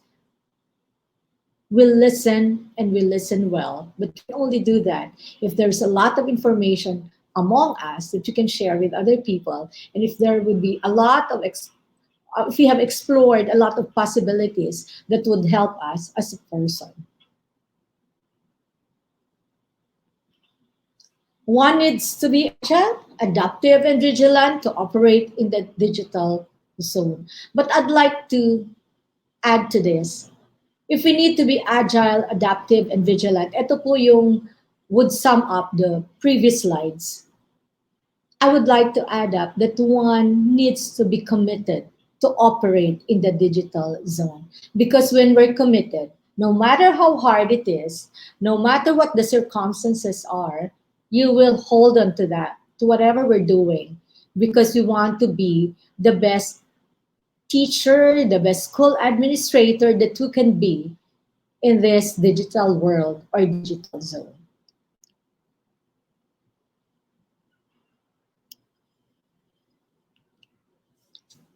I showed you a while ago the abundance mentality, and yung nasa huli po after open-mindedness, trust, gratitude would be cooperation, and then the last one, the last circle that I showed was on collaboration.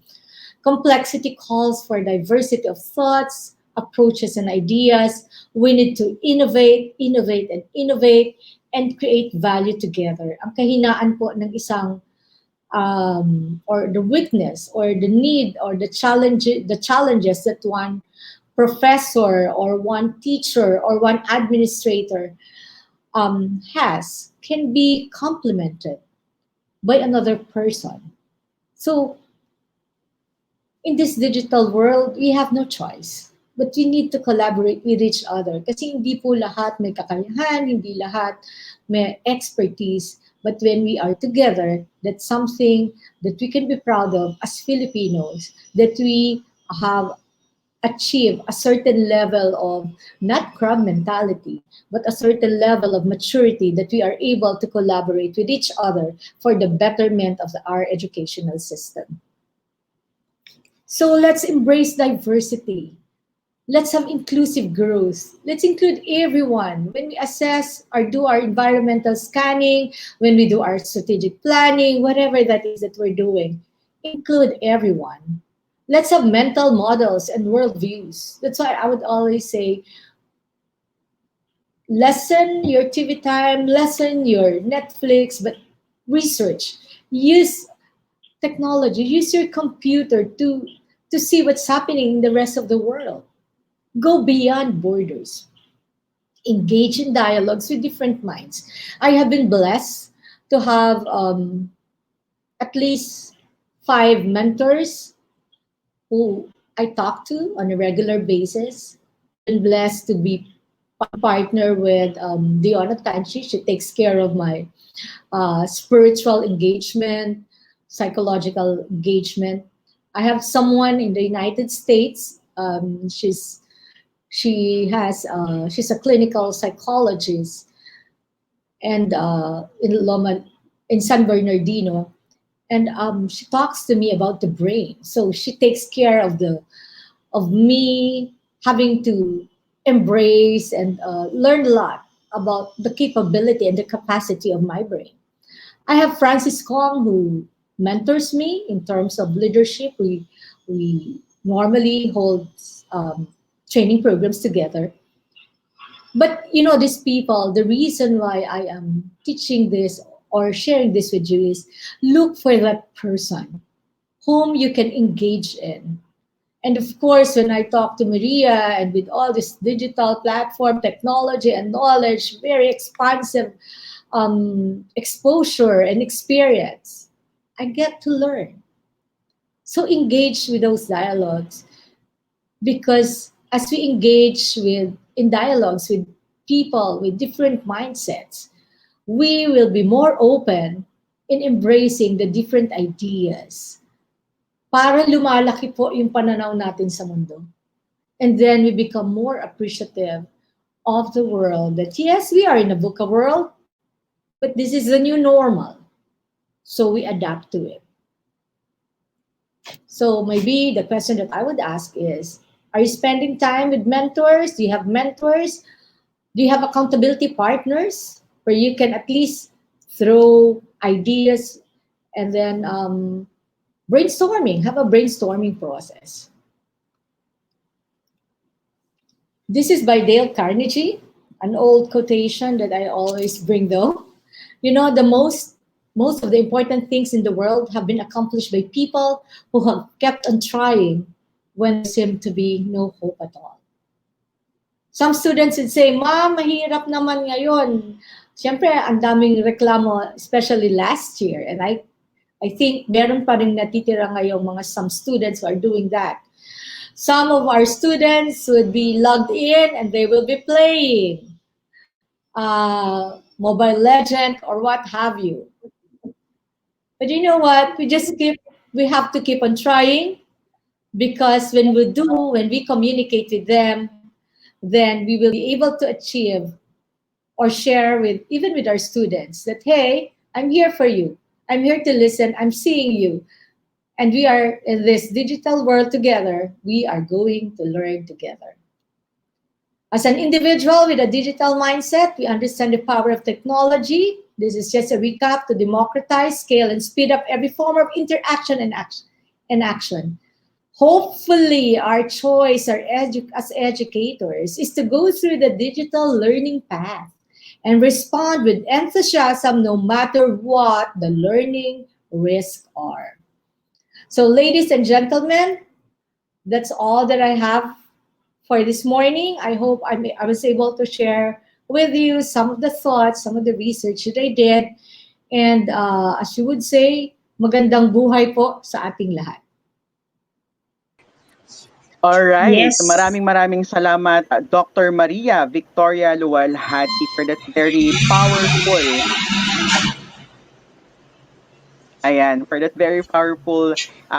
talk about digital mindset or digital growth mindset. Yes, and Sir Jerwin, meron pong mga nag-agree sa message po ni Dr. Luwalhati. Sabi po ni Ma'am Emelina Guzon, thank you to our speakers for sharing their expertise. This is very informative. I agree to the speaker, and that is Dr. Luwalhati. In order for us to be more effective in our field, it's all about our mindset. Mindset plus action is a great way to develop or improve ourselves as an educator. Thank you, Ma'am Emelina, for that comment.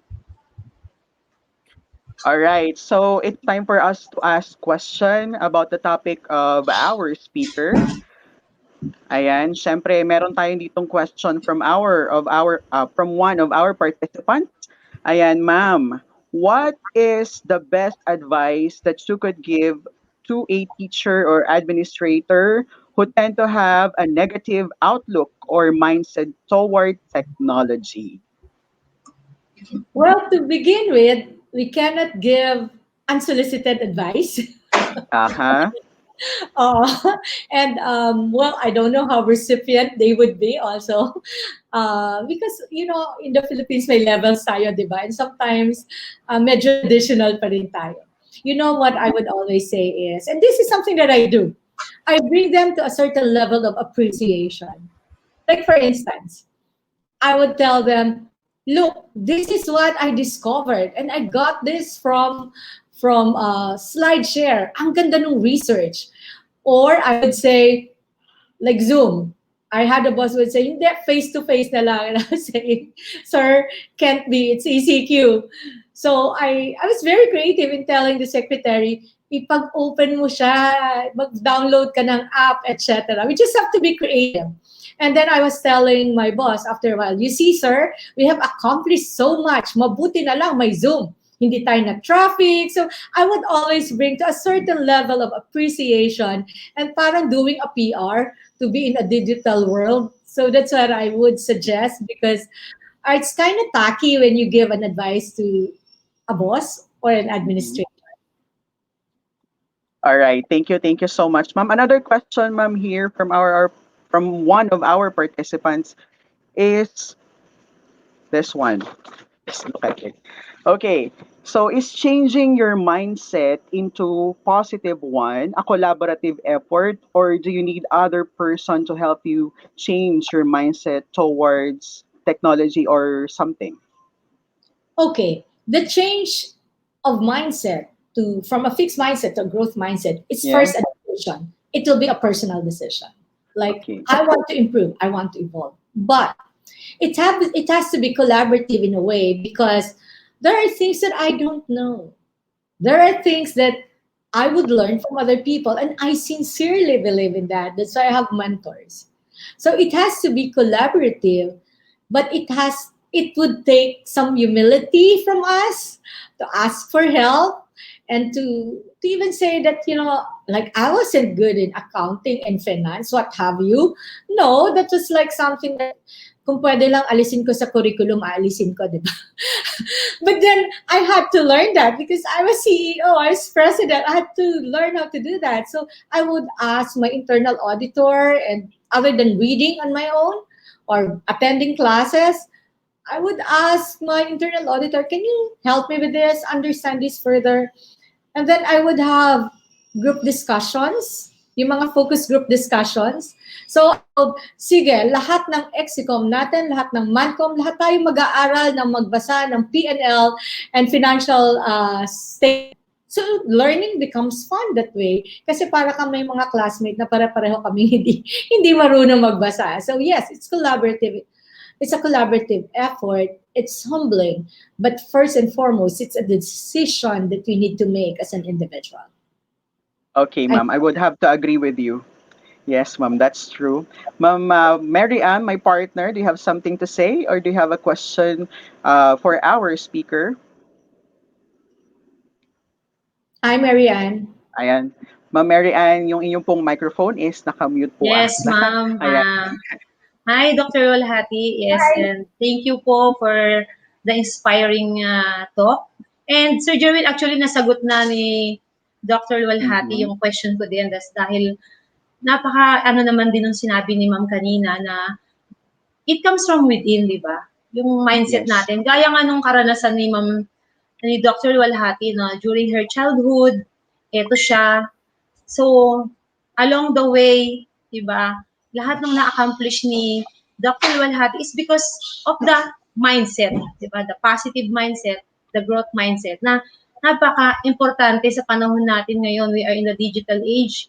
So, syempre ma'am, nandun nga po yung mga mahirap to, di ko kaya. Nandyan yung mga ng teachers and paano natin ma-share sa mga learners natin kung nandoon yung mindset natin na ganun. So, yun po. Kaya nakaka-motivate po talaga, Dr. Walhati, yung mga sinabi. Just a short share of that. Yung lahat mahirap. Can you imagine a household, and this is true, my sister is a professor in music. Yung dalawa niyang anak, nagme-major in cello, and the other one in French horn. Tapos yung asawa niya is a professor at De La Salle, at yung bunso niya is in high school. Okay. So the scenario at home is, syempre yung instruments, lahat yun maiingay. So while the mother would be teaching music, conducting music and all, para silang may orchestra, di ba? So ang hirap. And they were saying, ate, we don't live naman in a mansion. Na they were not prepared for that. So hindi soundproof, right?